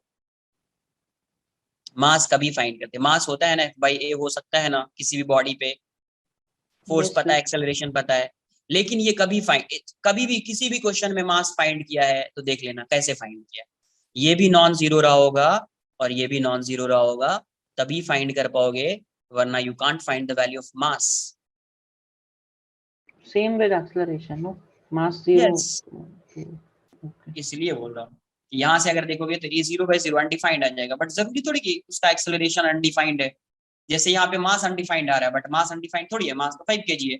वैसे ही एक्सेलरेशन 0/0 आ रहा है, इसका मतलब ये थोड़ी कि एक्सेलरेशन अनडिफाइंड है, उसका एक्सेलरेशन कुछ भी हो सकता है। जैसे मास है यहाँ पे 5 kg, वहां पे एक्सेलरेशन हो सकता है 5 मीटर/सेकंड²। Sir, तो although forces will balance each other, like वो previous में फिर से example बैलेंस कर, फिर नहीं स्टेटमेंट रॉन्ग दे रहे हो ना भाई, कहाँ से फोर्स बैलेंस कर रहा है ये बताओ, समझो। सर जो पुली बनाया था उसमें। अरे यार समझ नहीं रहे हो तुम, क्या बोल रहा हूँ, स्टेटमेंट को समझना है नहीं, अपने पे लगे रहना है कि सर नेट फोर्स 0 हो रहा है, सर फोर्स बैलेंस कर रहा है। अरे फोर्स बैलेंस करता ना मैं डायरेक्ट लिखता नेट फोर्स 0। अच्छा ये बताओ कहीं पे फोर्स बैलेंस करता है होता है वहां पे मैं डायरेक्ट लिखता हूँ ऐसा 0? जैसे ये ब्लॉक है, ये 5 kg है, 50 न्यूटन, यहाँ पे नॉर्मल लग रहा है N naught equals to N naught है, नॉर्मल एन नॉट। यहाँ पे पता है एक्सेलरेट नहीं कर रहा है, क्या लिखता हूँ, N naught minus 50 equals to 0 लिखता हूँ कि नहीं लिखता हूँ ये बताओ। Yes sir. तो नेट फोर्स को 0 लिखते हैं ना यार डायरेक्ट, इसका मतलब इस फोर्स को ये बैलेंस कर रहा होगा। लेकिन उस वाले केस में क्या लिख रहे हैं, 30T, यहाँ पे टेंशन T है, एक और टेंशन T है, एक और टेंशन T है, और इसका एक्सेलरेशन नॉन जीरो हो सकता है बट मास 0 है। क्या लिखा था यहाँ पे, 30T minus T 3T equals to m into a.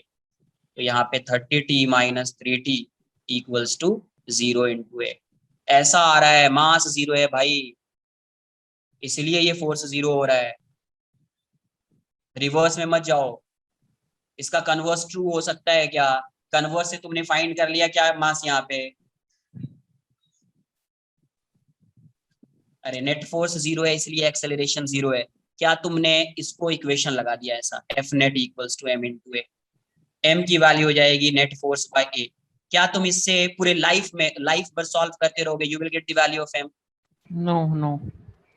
तो इसका मतलब इसका कन्वर्स ट्रू है क्या, नो सर। नहीं ट्रू है, तो फिर तुम यहाँ पे क्यों बोल रहे हो बार बार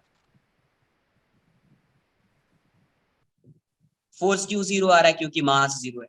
अब ऐसा मत करना कि सर फोर्स बैलेंस हो रहा है इसलिए मास 0 है, ऐसा पॉसिबल है क्या, फोर्स बैलेंस होगा तो मास 0 होगा? सर वो नहीं बोला मैंने, बोला फोर्स बैलेंस हो रहा है तो लाइक मुझे कंफ्यूजन हो रहा है, फिर एक्सेलरेशन भी लाइक 0 ही हो जाएगा ना, या फिर हम फाइंड ही नहीं क्यों कर 0 होगा पाएंगे। भाई यार, क्यों 0 होगा यार, क्यों 0 होगा, क्या बात बॉडी कर रहे हो? मूव ही नहीं कर पाएगा ऊपर नीचे, ए इसलिए। भाई यार फिर समझना ही नहीं चाह रहे हो तो कहाँ से आएगा, मेरा 0 हो जाएगा, अरे मास 0 है यार,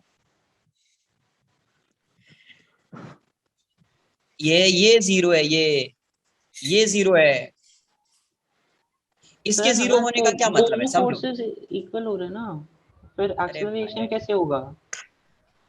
वेरी गुड, गुड गोइंग। यहाँ पे क्या लिखा ये बताओ, ऐसे समझो, मैथ्स पढ़ा रहा हूँ कुछ, एक्स वाई इक्वल्स टू 0 है, क्या कंपलसरी है कि x भी 0 होगा और y भी 0 होगा? No is no. It compulsory? अगर इसमें से कोई एक 0 हो जाएगा तो पूरा फंक्शन 0 हो सकता है क्या? यस। तो यहाँ पे क्या लिख रहे हैं, f net equals to m into a. तो यहाँ पे अगर मास की वैल्यू 0 हो जाएगी तो फोर्स 0 हो जाएगा क्या? Yes sir. हाँ सर। इसका मतलब ये होगा कि एक्सेलरेशन भी 0 है क्या, ऐसा है क्या इसका मतलब? नो नो नहीं सर। No no. तो फिर तुम क्यों बात कर रहे हो उसकी फिर?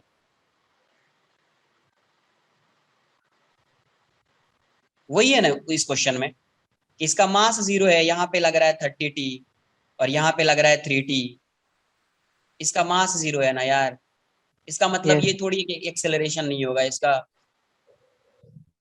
सोचा हम ऐसा बोल सकते हैं, मतलब मास 0 तो फोर्स 0 पे एक्सेलरेशन 0 नहीं, और एक्सेलरेशन 0 है तो फोर्स 0 ऑब्वियस है, मास 0 नहीं है।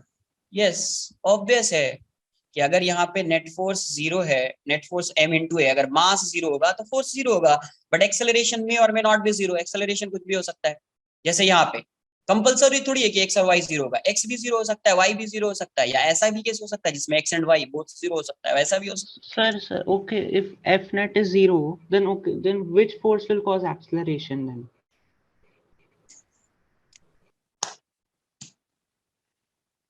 है। क्या बोलने का मतलब है तुमको?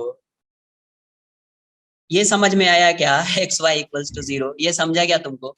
ये बताओ, Yes, sir. Yes, yes. क्या समझा तुमको इसमें से? Either term 0 हो जाएगा, पूरा इक्वेशन 0 हो जाएगा.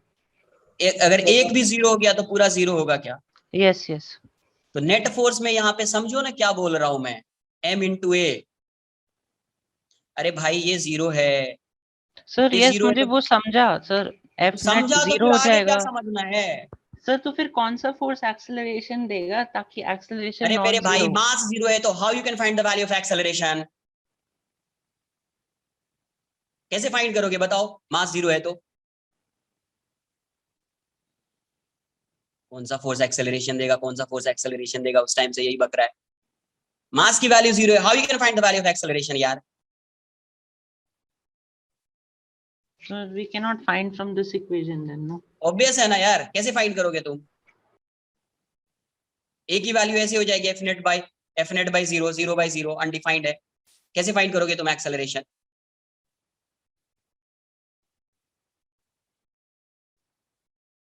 Okay, ये sir. सब काम मत करो प्लीज। ऐसा नहीं कि सर पेन को, इसको पेन ही क्यों बोलते हैं, पेंसिल क्यों नहीं बोलते हैं सर? सर आज से इसको पेंसिल बोलना स्टार्ट करें सर। ये सब काम मत करो प्लीज। ये वाली हरकत हो गई अभी, जैसा तुम बिहेव कर रहे हो ऐसा ही है कि सर इसको आज से पेंसिल बोलेंगे। क्यों बोला पहले उसने, पेन क्यों बोला? वाटर को वाटर क्यों बोला, मिल्क क्यों नहीं बोला सर उस टाइम पे? वाटर को वाटर क्यों बोलते हैं सर, इसको मिल्क बोलेंगे सर। ये सब काम मत करो यार प्लीज।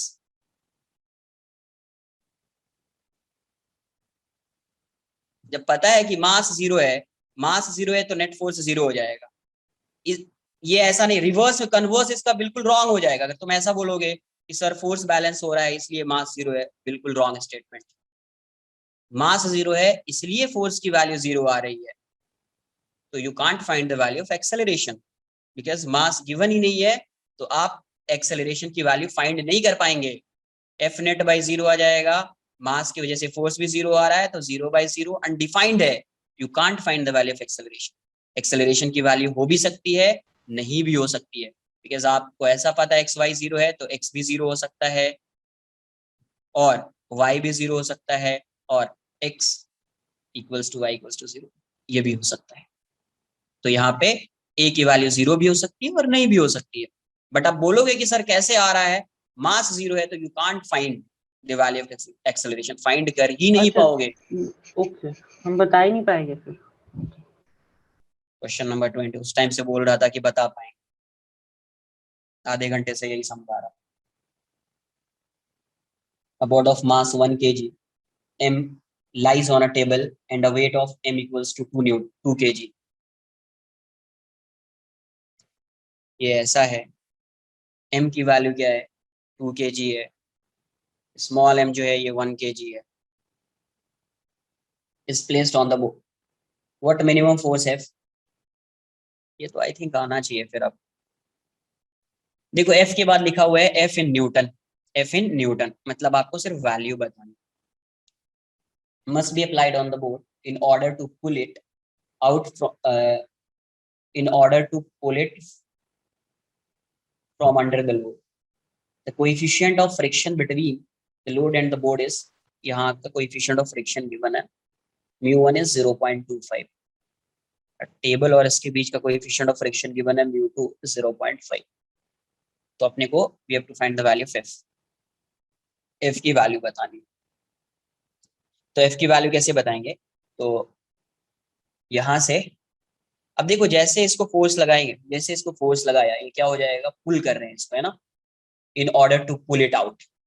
इससे जो है ये जो m दिया हुआ है ये ब्लॉक है और इस पे फोर्स लगा के इस ब्लॉक से क्या कर रहे हैं, इसको पुल कर रहे हैं। जब पुल कर रहे हैं मतलब रिलेटिव मोशन दिखेगा आपको उस टाइम पे आपको रिलेटिव मोशन दिखेगा।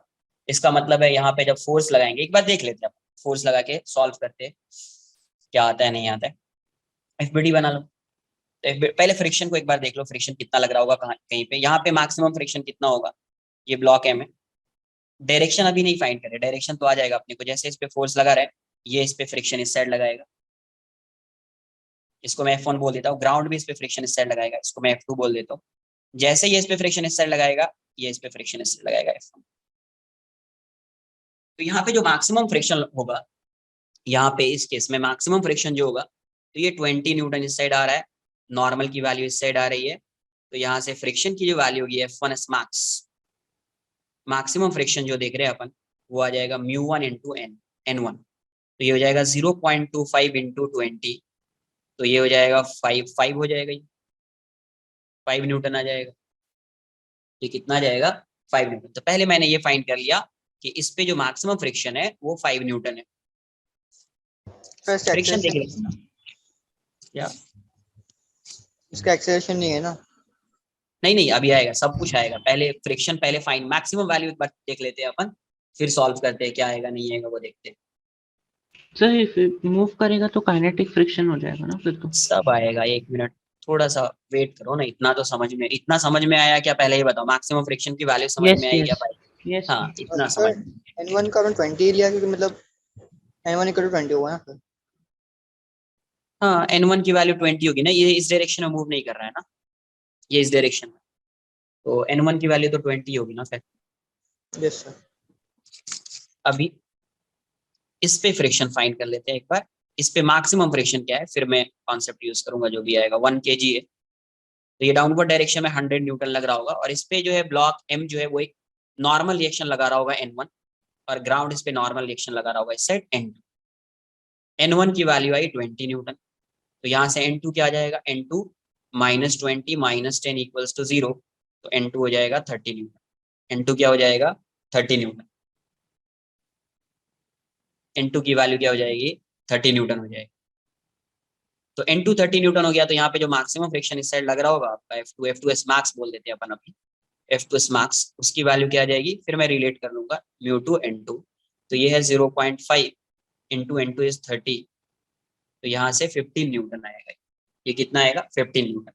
अब ये देखो, ये जो ब्लॉक है इसको पुल करना है, इस ब्लॉक को m इक्वल्स टू 1 kg के ब्लॉक को पुल करना है इस साइड फोर्स लगाकर। यहाँ पे मैक्सिमम फ्रिक्शन लग सकता है कितना, Fs मैक्स, मैक्सिमम फ्रिक्शन यहाँ पे लग सकता है 5 न्यूटन का फ्रिक्शन लग सकता है मैक्सिमम, है ना। पहले मैं F1 लिख देता हूँ, बाद में अपन चेक करेंगे लगेगा कितना लगेगा क्या होगा। F2, तो यहाँ पे मैक्सिमम फ्रिक्शन लग सकता है 5 न्यूटन का, और यहाँ पे मैक्सिमम फ्रिक्शन लग सकता है 15 न्यूटन का। करेक्ट, ये बात आ रही है समझ में? Sir yes. Sir maximum friction लेना, क्योंकि क्वेश्चन में दिया ना मैक्सिमम फ्रिक्शन लेने का। अगर मैक्सिमम फ्रिक्शन लगेगा तो कितना लग सकता है, मैं वो बोल रहा हूँ। तो इस साइड मैक्सिमम फ्रिक्शन लग सकता है 5 न्यूटन का, और इस साइड जो है maximum friction that I got it, but हम लोग मैक्सिमम फ्रिक्शन इसलिए ढूंढना क्योंकि क्वेश्चन में ढूंढना था ना। अरे लग सकता है ना, मैं ऐसा थोड़ी बोल रहा हूँ कि लग रहा है 15 न्यूटन का 5 न्यूटन का, ऐसा बोला क्या, स्टेटमेंट दिया क्या कि F1 max and F2 max are acting on this block, ऐसा स्टेटमेंट दिया क्या मैंने? नहीं सर। तो लग सकता है। अब आगे देखते हैं क्या होता है। अब ये बताओ, ये जो ब्लॉक है, क्वेश्चन एक बार रीड कर फिर से। क्वेश्चन में क्या बोला है, what minimum force must be applied on the board in order to pull it out from under the load. In order to pull it out, इसको पुल करना है। पुल करना है मतलब क्या होगा, स्लाइड करेगा, मतलब there would be relative motion between blocks, there would be relative motion between blocks. तो क्या ब्लॉक के बीच रिलेटिव मोशन होगा क्या? अरे होगा या नहीं होगा? मतलब यस सर यस।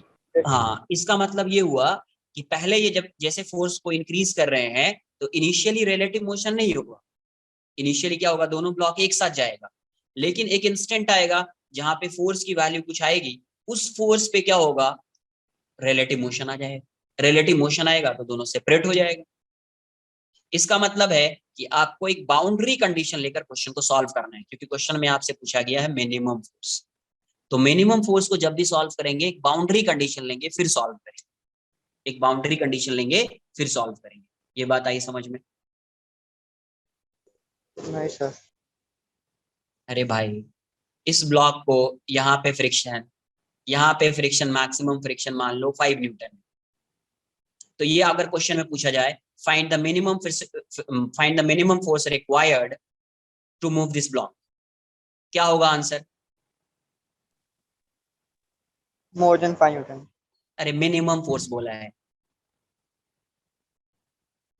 जब क्वेश्चन में पूछा जाए मिनिमम फोर्स, मतलब इसको एक्सेलरेट कराने के लिए तो फोर्स की वैल्यू ग्रेटर देन होनी चाहिए 5 न्यूटन। बट जब क्वेश्चन में बोल दिया जाए कि find the minimum force required, जैसे बोल दिया मिनिमम, इसका मतलब बाउंड्री कंडीशन। बाउंड्री कंडीशन में क्या आता है, आपको इक्वालिटी का साइन लगाना होता है, इक्वल करना पड़ता है। क्या करना पड़ता है? इक्वल करना पड़ता है। मतलब उस केस में आपको बताना पड़ेगा एफ की वैल्यू 5 न्यूटन। ऐसा कभी होता है ये, जब क्वेश्चन में कभी आपसे पूछा जाए मिनिमम, कभी क्वेश्चन में ऐसा पूछा जाए find the maximum force at which the block remains at rest. Find the maximum value of F eight which block remains at rest. तो कभी तक ये रेस्ट में रह सकता है? 5 न्यूटन तक ये रेस्ट में रह सकता है। तो देखो क्वेश्चन में हो गया मैक्सिमम भी मिनिमम भी, तो इन सबको बोलते हैं बाउंड्री कंडीशन। तो सर ऐसा बोल सकते कि Yes. फोर्स अगर 5 न्यूटन हुआ तो तभी एक वो मोमेंट पे मूव करेगा ना वो। 5 से ग्रेटर होगा तो एक्सेलरेट करेगा ही वो। बट क्वेश्चन में पूछा क्या गया है, मिनिमम क्या हो सकता है? 5 से ग्रेटर ये भी हो सकता है 5.00000000001 ग्रेटर है 5 से। अरे ये 5 से ग्रेटर है। हाँ तो इसको अगर मुझे आंसर करना होगा तो मैं क्या करूंगा? क्या ये 5 के इक्वल बोल सकते हैं इसको? इस वाले टर्म को नेग्लेक्ट कर सकते हैं, इसमें और भी 0 ऐड कर सकते हैं। Yes sir. तो इस वाले टर्म को नेग्लेक्ट कर सकते हैं, आगे वाले टर्म को। Yes sir. तो इसीलिए आंसर जब मिनिमम बोला जाए तो आपको बाउंड्री कंडीशन लगा के आंसर 5 न्यूटन ही बताना पड़ेगा। बट जबकि पता है अपने को कि फोर्स की वैल्यू क्या होनी चाहिए, greater than 5। But greater than 5 तो कुछ भी हो सकता है। 5.00 इतना 0 लगा दिया, और भी 0 लगा सकते हैं, लास्ट में 1 लिख दिया। जितना भी 0 चाहो लगा दो, लास्ट में 1 लिख दोगे तो वो हमेशा 5 से ग्रेटर होगा, तो वहां पे तो ब्लॉक एक्सेलरेट करेगा। बट ये वाली वैल्यू ये क्या है, वेरी स्मॉल है ना। ये वाला जो दिख रहा है आपको 0.000 इतना जो 0 दिख रहा है आपको, ये सब जो 0 दिख रहा है 1 दिख रहा है, तो ये तो वेरी स्मॉल है ना। तो आप ये किसको टेंड कर रहा है, मतलब this value is tending to 0 ना। तो इसके बदले आप 0 लिख सकते हो ना, मतलब इस ये पूरे टर्म को आप 0 लिख सकते हैं। इसीलिए उसको बोलते हैं बाउंड्री कंडीशन। इस वाली चीज को क्या बोलते हैं, बाउंड्री कंडीशन। तो आप आंसर बोलोगे 5 न्यूटन। और फोर्स मैक्सिमम के भी सेम कॉन्सेप्ट है।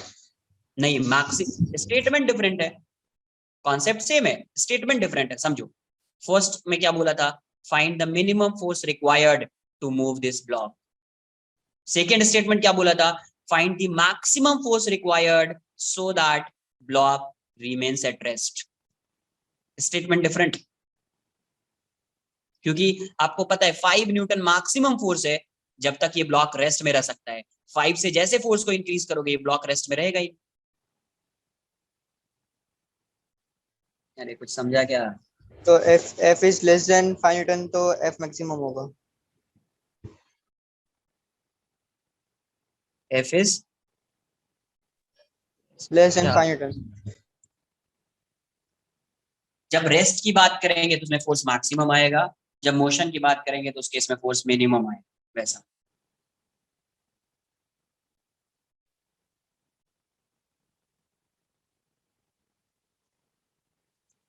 यार, ये सब डिस्कस किया हुआ है लेक्चर में, फिर भी अगर नहीं आ रहा है तो फिर क्या बोलूंगा। ये 5 न्यूटन है, एफ एस मैक्स 5 न्यूटन है। यहाँ पे फोर्स लगा रहे हैं 1 न्यूटन। मूव करेगा क्या ये? नहीं मैक्सिमम फोर्स नहीं। 2 न्यूटन मूव करेगा क्या ये? नहीं 3 न्यूटन मूव करेगा क्या ये? नहीं 4 न्यूटन मूव करेगा क्या ये? नो 5 न्यूटन मूव करेगा क्या ये? नहीं। तो इसका मतलब ये मैक्सिमम वैल्यू ऑफ फोर्स है ना, जब ब्लॉक ये रेस्ट में रहता है। तो रेस्ट में रहने के लिए ये मैक्सिमम फोर्स हो गया। लेकिन मोशन में रहने के लिए, मोशन जब स्टार्ट होगा उस इंस्टेंट के लिए अगर आप बात करोगे तो ये मिनिमम फोर्स हो जाएगा। मोशन के लिए मिनिमम फोर्स है, रेस्ट के लिए ये मैक्सिमम फोर्स। क्योंकि फोर्स बैलेंस का रेस्ट तो उसके बाद मैक्सिमम है ना। यस, रेस्ट में है इसलिए वो मैक्सिमम है। मोशन में आएगा क्योंकि आप फोर्स को इंक्रीज करते जाओगे मोशन में, तो ये तो एक्सेलरेट करता ही रहेगा ना वैसा। तो आपको क्या करना है, वही मैं यहाँ पे काम करूंगा। इस क्वेश्चन में क्या करना है, बाउंड्री कंडीशन लगाना है कि क्या किया है, उसको पुल किया तो सेपरेट हो गया। इसका मतलब पहले ये कैसा मोशन कर रहा होगा, तो पहले इसके बीच कोई रिलेटिव मोशन नहीं रहा होगा। पहले जस्ट रिलेटिव से क्या हो गया होगा, रिलेटिव मोशन में कन्वर्ट हो गया। पहले कोई रिलेटिव मोशन नहीं है, जैसे पहले ये पूरा ब्लॉक रेस्ट में था फिर मोशन में आ गया, तो उसी इंस्टेंट की बात कर रहे हैं जब रेस्ट में और फिर मोशन में। तो वैसा ही पहले रिलेटिव मोशन नहीं हो रहा होगा, फिर रिलेटिव मोशन हुआ, तो वहां से सॉल्व करना स्टार्ट करो। अब यहाँ से इसका मास जो था वो कितना था यार, 2 kg। तो इस पे जो फोर्स लग रहा होगा F1, तो जैसे रिलेटिव मोशन स्टार्ट होगा उस इंस्टेंट पे जो फोर्स होगा, उस इंस्टेंट पे फोर्स की वैल्यू कितनी होगी, ये कितना आया था अपने को 5। तो इसका एक्सेलरेशन इस साइड A। तो आप क्या लिखोगे, net force equals to m into A। तो ये हो जाएगा 5 इक्वल्स टू 2 और ये हो जाएगा A। तो A की वैल्यू क्या आ जाएगी अपने को, A की वैल्यू आ जाएगी 5/2। A की वैल्यू क्या आ जाएगी 5/2। ये बात आई समझ में। सर A की वैल्यू, यस। सर मतलब F1 अगर 5 से कम था तभी रिलेटिव एक्सेलरेशन 0 था ना। नहीं नहीं नहीं भाई, एक मिनट रिलेटिव एक्सेलरेशन क्या बोल रहे हो, बोलो फिर से। तभी दोनों ब्लॉक्स एक ही साथ में चल रहे थे तो रिलेटिव एक्सेलरेशन यस 0 था। नहीं, F की वैल्यू 5 न्यूटन है या 5 न्यूटन से कम है, तो उस केस में, क्योंकि ये बाउंड्री कंडीशन लगा रहे हैं, समझो इस चीज को। बाउंड्री कंडीशन का मतलब क्या है कि इस इंस्टेंट पे इसका एक्सेलरेशन ए ले रहे हैं, तो उस इंस्टेंट पे उस ब्लॉक का भी एक्सेलरेशन ए रहा होगा, बिकॉज इससे जस्ट पहले दोनों का मोशन कैसा था, there is no relative motion between blocks, और इस इंस्टेंट पे रिलेटिव मोशन हो रहा है। तो जैसे ऐसे मान लो कि ये ऐसा ब्लॉक जा रहा है, अभी दोनों ब्लॉक सेम एक्सेलरेशन से जा रहा है, इस इंस्टेंट पे ये सेपरेट हो रहा है, जैसे ये सेपरेट हो रहा है उस इंस्टेंट की बात कर रहे हैं, तो उससे जस्ट पहले इसका एक्सेलरेशन ये है, और जैसे सेपरेट होगा उस इंस्टेंट पे इन दोनों का एक्सेलरेशन उस इंस्टेंट पे सेम होगा ना, उसके बाद चेंज हो जाएगा, बट उस इंस्टेंट पे तो सेम ही होगा ना यार। जब सेपरेट हुआ तभी। हाँ, जब सेपरेट हो तभी की बात कर रहे हैं, उस इंस्टेंट की बात, उसके बाद तो चेंज हो जाएगा, उसके बाद की बात नहीं कर रहे हैं, उस इंस्टेंट की बात कर रहे हैं। अभी ये ए से जा रहा है दोनों ब्लॉक, इसी इंस्टेंट पे सेपरेट हो गया, तो जब सेपरेट हो रहा होगा उस इंस्टेंट पे इसका एक्सेलरेशन और इसका एक्सेलरेशन सेम होगा या नहीं। नहीं अरे उस इंस्टेंट पे होगा ना, उसके बाद चेंज होगा ना यार।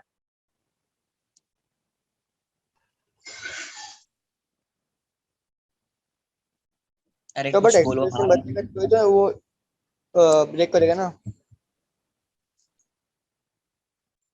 इफ सेम एक्सेलरेशन है तो वो साथ में रहेंगे ना, वो लोग रिलेटिव एक्सेलरेशन 0 रहेगा।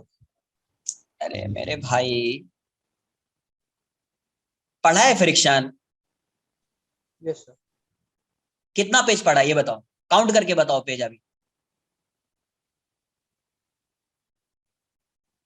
देखो यहाँ पे, सर वो न्यू ज्वाइन नहीं होगा। यहाँ पे देखो, अब काउंट मत करने लग जाना, यहाँ पे समझो क्या बोल। अभी इसका एक्सेलरेशन ए है, इसका एक्सेलरेशन ए है, ठीक है। किसको चेंज कर रहे हैं, इसको चेंज कर रहे हैं, फोर्स को, ठीक है। इस फोर्स को चेंज कर रहे हैं, दोनों का एक्सेलरेशन सेम है, इस फोर्स को चेंज कर रहे हैं, इस फोर्स। मुझे ये बताओ कि जब ये सेपरेट होने वाला होगा उससे पहले तक क्या रहा होगा, उसका एक्सेलरेशन दोनों ब्लॉक का सेम रहा होगा, यस और नो। Yes sir. जब दोनों का एक्सेलरेशन सेम है, जिस इंस्टेंट पे सेपरेट होगा, सेपरेट किसकी वजह से हो रहा है, फोर्स है सर। फोर्स की वजह से। तो जिस इंस्टेंट पे ये सेपरेट होगा उस इंस्टेंट की बात कर रहे हैं, उसके बाद तो चेंज होगा ही, ऑब्वियस है कि एक्सेलरेशन चेंज होने वाला है, फोर्स लगा रहे हैं, इस फोर्स की वजह से इसका एक्सेलरेशन चेंज होने वाला है ना, इस वजह से तो ये सेपरेट हो रहा है। लेकिन जिस इंस्टेंट पे ये सेपरेट होना स्टार्ट कर रहा है उस इंस्टेंट की बात कर रहे हैं, उस इंस्टेंट पे दोनों का एक्सेलरेशन सेम होगा, उसके बाद चेंज हो जाएगा उस इंस्टेंट।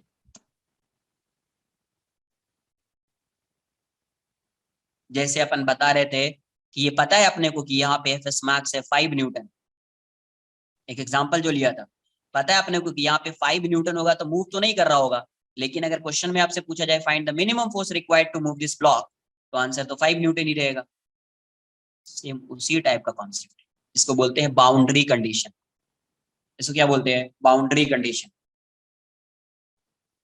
तो ये दोनों ब्लॉक सेम एक्सेलरेशन से जा रहा है। कितने से जा रहा है? सेम एक्सेलरेशन से जा रहा है। अब सेम एक्सेलरेशन से जा रहा है, जिस इंस्टेंट पे ये क्या हो रहा है? सेपरेट हो रहा है, उस इंस्टेंट पे तो एक्सेलरेशन सेम होगा, उसके बाद चेंज हो जाएगा, बिकॉज फोर्स चेंज हो रहा है, उसके बाद चेंज हो जाएगा, उसके बाद क्या होगा? चेंज हो जाएगा। अच्छा, क्योंकि मतलब फोर्स उतना ही है, इसके लिए एक्सेलरेशन चेंज हो रहा है, सेम है, और बाद में फोर्स बढ़ा तो वहां फोर्स चेंज हो रहा है तो एक्सेलरेशन चेंज हो जाएगा। तो अगर तुम सही में देखोगे ना, तो इसका जिस इंस्टेंट पे चेंज हुआ है ना, सेपरेट हुआ ना, उस इंस्टेंट पे इन दोनों का एक्सेलरेशन में कुछ वेरिएशन रहेगा। बट जैसे यहाँ पे चेक कर रहे हैं ना कि एफ की वैल्यू क्या होनी चाहिए? ग्रेटर देन 5 न्यूटन होनी चाहिए, बट मिनिमम फोर्स बोलेगा तो 5 ही होगा, बिकॉज ये 5.00000, तो ये वाला टर्म नेग्लेक्ट कर देंगे। सेम वैसा ही यहाँ पे भी आएगा, बिकॉज सेपरेट हो रहा है तो कहीं ना कहीं एक्सेलरेशन में कुछ ना कुछ डिफरेंस होगा, बट डिफरेंस ज्यादा नहीं होगा। डिफरेंस इतना होगा कि आप उसको नेग्लेक्ट कर सकते हैं, बिकॉज आपको यहाँ पे एफ मिनिमम बताना है, मतलब बाउंड्री कंडीशन देख रहे हैं आप। क्या देख रहे हैं? Boundary condition. तो अगर सपोज मैं ऐसा मान लूं A1 A2 जिस टाइम पे सेपरेट हो रहा है, उससे जस्ट पहले दोनों का एक्सेलरेशन सेम है। सपोज A1 को मैं बोल देता हूँ A0 है, या ऐसा कोई वैल्यू ले लो, कोई वैल्यू ले लो, सपोज 2 मीटर पर सेकेंड स्क्वायर है, या यहाँ पे आ गया 5/2, 2.5 आ गया। A1 की वैल्यू क्या आ गई? 2.5 मीटर पर सेकेंड स्क्वायर। A2 की वैल्यू क्या हो जाएगी? 2.500000000001। इसका मतलब ये दोनों सेपरेट हो जाएगा अभी। अरे होगा या सर नहीं जब होगा? मैं फोर्स को थोड़ा सा बढ़ा दूं ना, that then yes only. Yes yes, ये दोनों सेपरेट होगा या नहीं होगा? यस और नो? होगा सर। अब ये बताओ, इस वाले टर्म को क्या नेग्लेक्ट कर सकते हैं क्या? This one is very small. तो जब Yes. स्मॉल है, पता है यहाँ पे सेपरेट हो जाएगा, बट जब वेरी स्मॉल है, इसका मतलब आप A1 और A2 को इक्वल अज्यूम कर सकते हैं।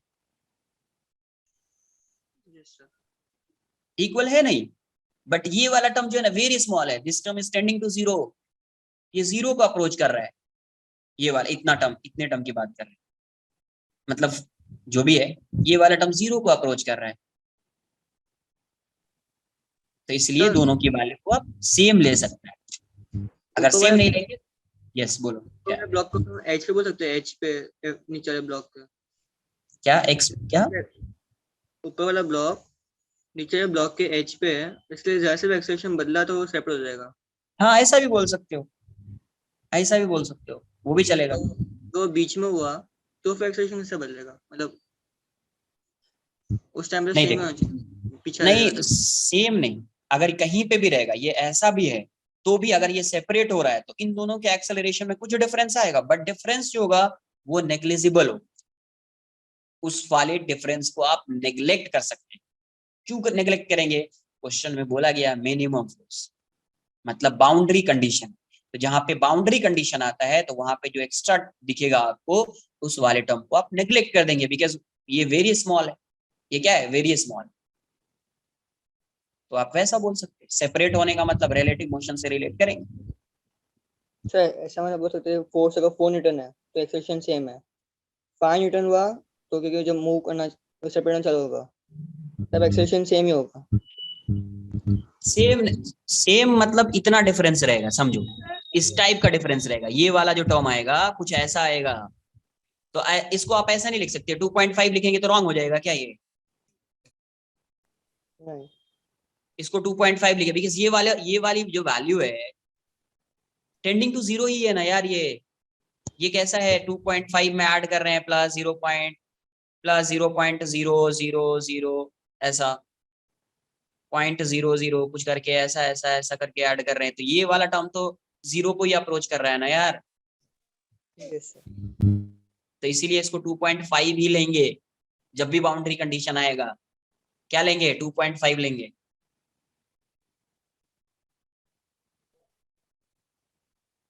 तो इसलिए क्या करना है, इसका एक्सेलरेशन अगर उस इंस्टेंट पे 2.5 आया है, इसका भी एक्सेलरेशन 2.5 अज्यूम कर लेना है, बस यही बताना है। वैसे 2.5 2.5000000000 इस टाइप का आएगा, ये इस टाइप का आएगा, बट इस वाले टर्म को हमेशा नेग्लेक्ट करना है। कभी जब आपसे पूछा जाए एफ मिनिमम, एफ मैक्सिमम, ये सब बाउंड्री कंडीशन होता है, बाउंड्री कंडीशन में ऐसे टर्म्स को क्या करते हैं आप, नेग्लेक्ट करते हैं। Sir I may be wrong, but मेरे को पता नहीं राइट हो कि रॉन्ग हो, पर अगर समझो नीचे पे अपन 4 न्यूटन लगा रहे हैं तो ऊपर वाले पे 4 न्यूटन लग रहा होगा ना? नहीं तो- नहीं नहीं नहीं, ऊपर वाले पे तो ये फोर्स फ्रिक्शन लगा रहा है ना यार, इस पे तो सिर्फ फ्रिक्शन लग रहा है, और इस वाले ब्लॉक पे ये एफ लग रहा है, और इस साइड फ्रिक्शन लग रहा होगा F2। अगर ये इसके कांटेक्ट में रहेगा तो F1 लगेगा, बाहर हो जाएगा तो F1 नहीं लगेगा। कांटेक्ट में होगा तो ऊपर वाले पे सेम फोर्स नहीं लग रहा होगा। यस, तो ये सेम होगा, ये और ये सेम होगा। इसका मतलब ये नहीं कि इस पे नेट फोर्स और इस पे नेट फोर्स सेम होगा, नहीं, ये थोड़ी होगा। इस पे तो फ्रिक्शन लग रहा है, इस पे तो F1 F2 ऐसा लग रहा है। तो जैसे क्या कर रहे हैं, जैसे ये क्या हो रहा है, ये ब्लॉक ऐसा है और ये ब्लॉक यहाँ पे है, तो जैसे क्या हो रहा है, इसका कांटेक्ट ब्रेक हो रहा है, इसका कांटेक्ट क्या हो रहा है, ब्रेक हो रहा है, मतलब इसको पुल कर रहे हैं। तो जैसे ये दोनों सेपरेट हो रहा है, तो सेपरेट होने से पहले जस्ट या उस इंस्टेंट की बात कर रहे हैं, उस इंस्टेंट पे इसका एक्सेलरेशन जो आया वो आया अपने को 2.5 मीटर पर सेकंड स्क्वायर। क्या आया, 2.5 मीटर पर सेकंड स्क्वायर आया। अब तो इसको भी आप 2.5 ही अज्यूम करोगे, तो यहाँ पे फोर्स आ गया है, यहाँ पे फ्रिक्शन आ जाएगा और यहाँ पे एक्सेलरेशन आ जाएगा। सॉल्व कर लीजिए, you will get the value of F, you will get the value of F. F की वैल्यू आ जाएगी, एफ की वैल्यू आ जाएगी, सर ऊपर वाला फ्रिक्शन भी लेंगे ना लेफ्ट साइड? क्योंकि अभी सेपरेट हो चुका है। और डिफिकल्ट है यार को समझाना, समझो सर ऐसा समझो समझो, क्या क्या समझना पड़ेगा थोड़ा सा। ये ऐसा था, ये ऐसा है, ठीक है, ये कैसा है, ऐसा है। अगर ये ऐसा है तो जैसे ये जा रहा होगा, ऐसा जा रहा होगा, ये बताओ, इसको पुल कर रहे हैं, इसका कुछ एक्सेलरेशन आएगा, यस सर, आएगा या नहीं आएगा? यस। तो जब ये पहले कांटेक्ट में था तो एक बार चेक करो ना इसका एक्सेलरेशन क्या था उस इंस्टेंट, उसके बाद क्या हो रहा है उससे थोड़ी मतलब। जब ये कांटेक्ट में था उस इंस्टेंट पे चेक कर लो इसका एक्सेलरेशन क्या है, एक्सेलरेशन फाइंड किया 2.5 मीटर पर सेकंड स्क्वायर आया उस इंस्टेंट। अब ये सेपरेट हो गया है, तो सेपरेट हो गया है तो ना तो इस पे फ्रिक्शन लग रहा होगा, ना तो ये इस पे फ्रिक्शन लगा रहा होगा, ना तो ये इस पे फ्रिक्शन लगा रहा होगा, सेपरेट हो चुका है ना, तो ना तो ये इस पे फ्रिक्शन लगाएगा ना या इस पे ये फ्रिक्शन लगाएगा। लेकिन उससे जस्ट पहले तो इसका एक्सेलरेशन आया था ना 2.5 मीटर स्क्वायर, 2.5 मीटर पर सेकंड स्क्वायर, उससे जस्ट पहले आया था ना इसका एक्सेलरेशन, सेपरेट होने से जस्ट पहले की बात कर रहे हैं अपन। Yes sir. मतलब उस इंस्टेंट पे अगर उसकी बात करोगे तो इसका एक्सेलरेशन जो है 2.5 ऐसा कुछ रहेगा, ऐसा कुछ रहेगा, इस टाइप से रहेगा, बट इस वाले टर्म को नेग्लेक्ट करेंगे तो इसका भी एक्सेलरेशन 2.5 मीटर पर सेकंड स्क्वायर हो जाएगा। Yes. Sir, but तो they're अभी asking how much force is needed to pull it from under that load, no? अरे वो तो अब आएगा ना, अब इक्वेशन से आएगा ना यार। सर पर दोनों में फ्रिक्शन लग रहा होगा ना ऊपर नीचे, तो दोनों ब्लॉक पे। भाई क्वेश्चन को एक बार रीड कर लो, टाइम भी गया, आधे 45 मिनट से यही डिस्कस कर रहा हूँ, क्वेश्चन को एक बार रीड कर लो, आई ठीक मीन है। दोनों कभी कहीं भी एक कांटेक्ट। मिनट रुक लो, कभी भी कोई डाउट्स हो प्लीज एक बार क्वेश्चन को रीड कर लिया कीजिए, फिर डाउट्स पूछिए, वरना ऐसे ही एक क्वेश्चन में 45 मिनट्स 1 आवर जाएगा, रिजल्ट आउटकम 0 रहे।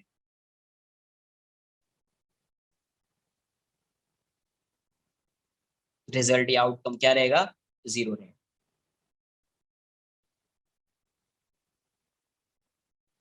ठीक है, क्वेश्चन में क्या बोला गया है एक बार रीड करो। What minimum force F in Newton must be applied on the board in order to pull it out from under the load। अब ये बताओ इसको पुल कर रहे हैं, किससे? ये जो लोड है इससे इसको पुल कर, पुल करेंगे तो क्या ये दोनों कांटेक्ट में रहेगा? हाँ ये बताओ, स्टार्टिंग क्या ये दोनों कांटेक्ट में रहेगा? अरे रहेगा क्या? नहीं रहेगा ना। हाँ हाँ नहीं रहेगा, जब स्टार्टिंग में रहेगा ना, बस एकदम इनिशियल पॉइंट पे, इनिशियल पॉइंट नहीं, फाइनल पॉइंट पे फाइनल पॉइंट पे नहीं रहेगा। रहेगा क्या ये? मतलब जैसे इसको पुल किया, कोई फोर्स लगाया, मिनिमम फोर्स, इतना फोर्स अप्लाई किया है, पहले तो ये दोनों एक साथ मूव कर रहा होगा, उसके बाद फोर्स की वैल्यू ऐसे चेंज हो गई कि ये क्या हो गया कि ये दोनों सेपरेट हो गए। सेपरेट होने के बाद क्या इसका इस पे कुछ इफेक्ट दिखेगा? सर क्या सर? सर मैं बोल रहा, suppose at 5 Newton force they were in contact, I applied 5.001 force, then उसके बाद ऊपर का ब्लॉक नीचे गिर गया, तो नीचे का ही फ्रिक्शन लगा, वैसे बोल रहे हो आप? वही बोल, तो मैं क्या बोल, वही बोल रहा हूँ ना। ओके। लेकिन जिस इंस्टेंट पे जब ये दोनों साथ जा रहा होगा फिर सेपरेट हुआ, तो सेपरेट होने में कितना टाइम लगा होगा यार? मान लो पहले ए से जा रहा है और जैसे सडनली आपने फोर्स को चेंज किया तो बहुत ही कम टाइम लगेगा ना। यस। जैसे फोर्स को चेंज किया उसके बाद सेपरेट होने में बहुत कम टाइम लगेगा। तो डायमेंशन तो गिवन ही नहीं है, डायमेंशन गिवन नहीं है तो बहुत कम ही टाइम अज्यूम करेंगे, है ना। तो उससे पहले इसका एक्सेलरेशन जो रहा होगा वही एक्सेलरेशन इस ब्लॉक का भी रहा होगा या नहीं रहा होगा, ये बताओ ना मुझे पहले। यस सर, यस, वो छोटा पार्ट निगलेक्ट कर दिया। तो इसलिए यहाँ पे फोर्स F लगा रहे हैं, यहाँ पे जो फोर्स आएगा आपका वो 15 न्यूटन आ रहा है, वो 15 न्यूटन आ रहा है। अब तुमको ये भी लग रहा है कि सर अभी तो ये ब्लॉक गया तो इसका नॉर्मल रिएक्शन क्यों लिया? ये ब्लॉक तो गया तो 15 न्यूटन तो इसके नॉर्मल को कंसिडर किया तो आया। Kinetic friction. नहीं समझो क्या किया। देखो जिस इंस्टेंट पे ये एक दूसरे से यहाँ जैसे ये सेपरेट होगा, क्या उससे जस्ट पहले, सेपरेट होने से जस्ट पहले क्या इसको प्रेस कर रहा होगा क्या? यस। उसका इफेक्ट कुछ टाइम तक तो रहे, जैसे प्रेस किया, इसको प्रेस किया तो थोड़ी देर के लिए dt टाइम के लिए तो वो फील कर सकते हैं ना उसका effect, dt time where dt is tending to 0। Yes sir. इसलिए इसके नॉर्मल रिएक्शन की वैल्यू कंसिडर करके ये 15 न्यूटन आएगा। इसलिए अभी आंसर क्या हो जाएगा, F minus 15 equals to m into a. Mass इसका 1 kg है तो 1 इंटू ए।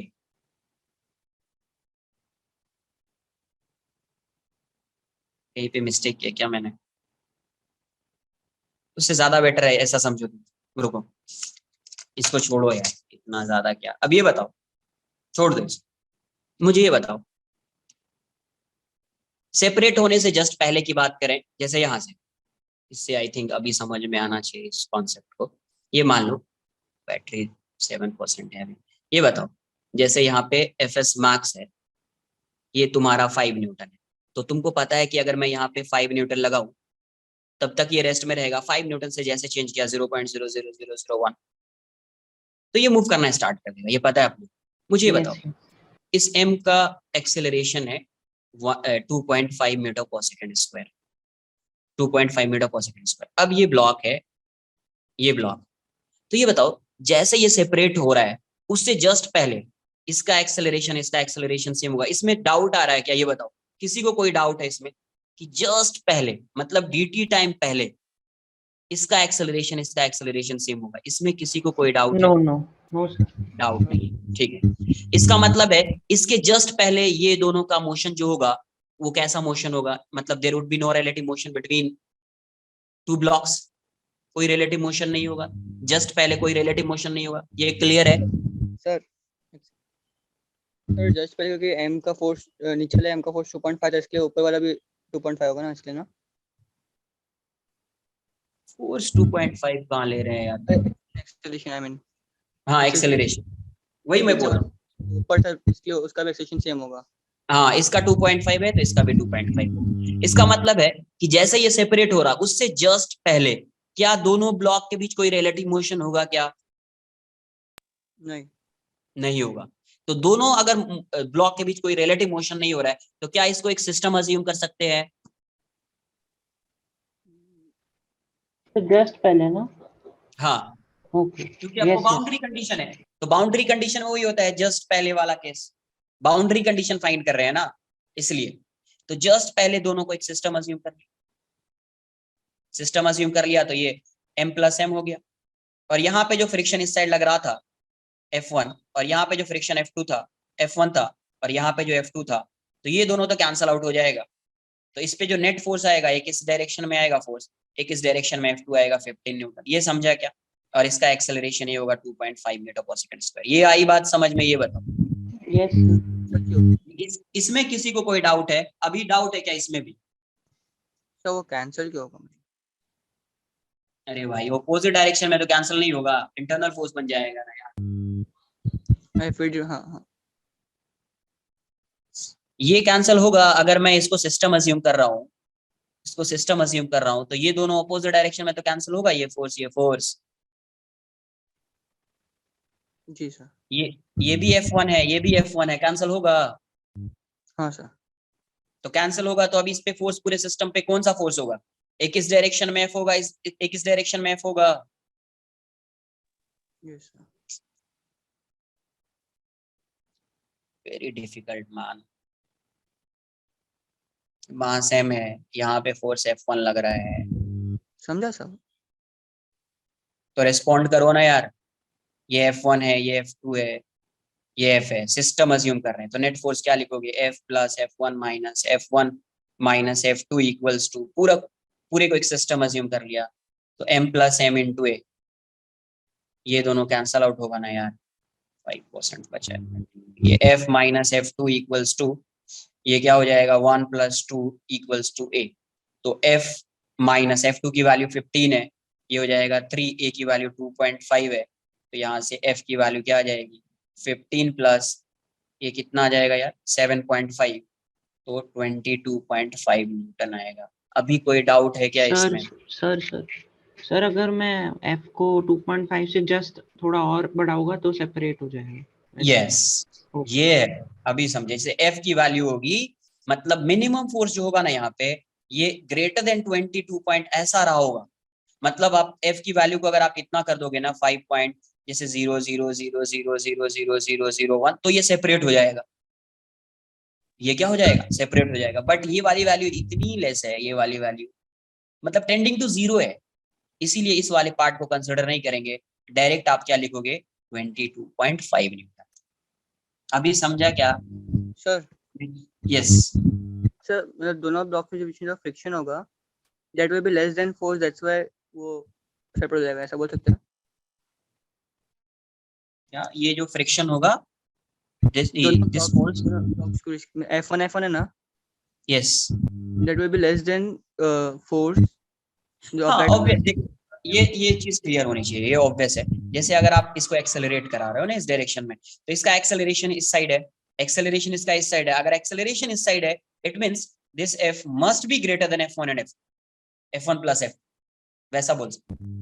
नहीं सर, मैं बोल रहा हूँ दोनों ब्लॉक अगर ऊपर है, दोनों का बीच में जो फ्रिक्शन है F1 यस, वो F1 will be less than force, इसलिए वो सेपरेट हो सकता है, ऐसा बोल सकते हैं? और ये F1 ये इससे रिलेट कर रहे हो तुम, इसको हाँ रिलेट कर रहे हो ऐसा? हाँ हाँ सर, हाँ हाँ, करेक्ट होगा ही। इसके ब्रेक हो जाएगा ना वो। यस यस, होगा ही। अभी इसमें किसी को कोई डाउट है यार इसमें? सर तो हमने ये सब नो रिलेटिव मोशन के टर्म्स में सॉल्व किया है, फिर हमको पता है f बढ़ाएंगे तो सेपरेट हो जाएगा। हाँ ऑब्वियस है, ओके देखो यही ओके यही सब चीज होती है। क्या होता है कि अगर तुम ऐसा, अगर इसको सॉल्व करने जाते, अगर सॉल्व करने जाते कि ये सेपरेट हो रहा है तो फिर कैसे आ रहा है, जैसे वो उधर तुम लोग को लग रहा था कि डिफिकल्ट जा रहा है, इसलिए मैंने सोचा कि अब मैं उससे सॉल्व नहीं करूंगा।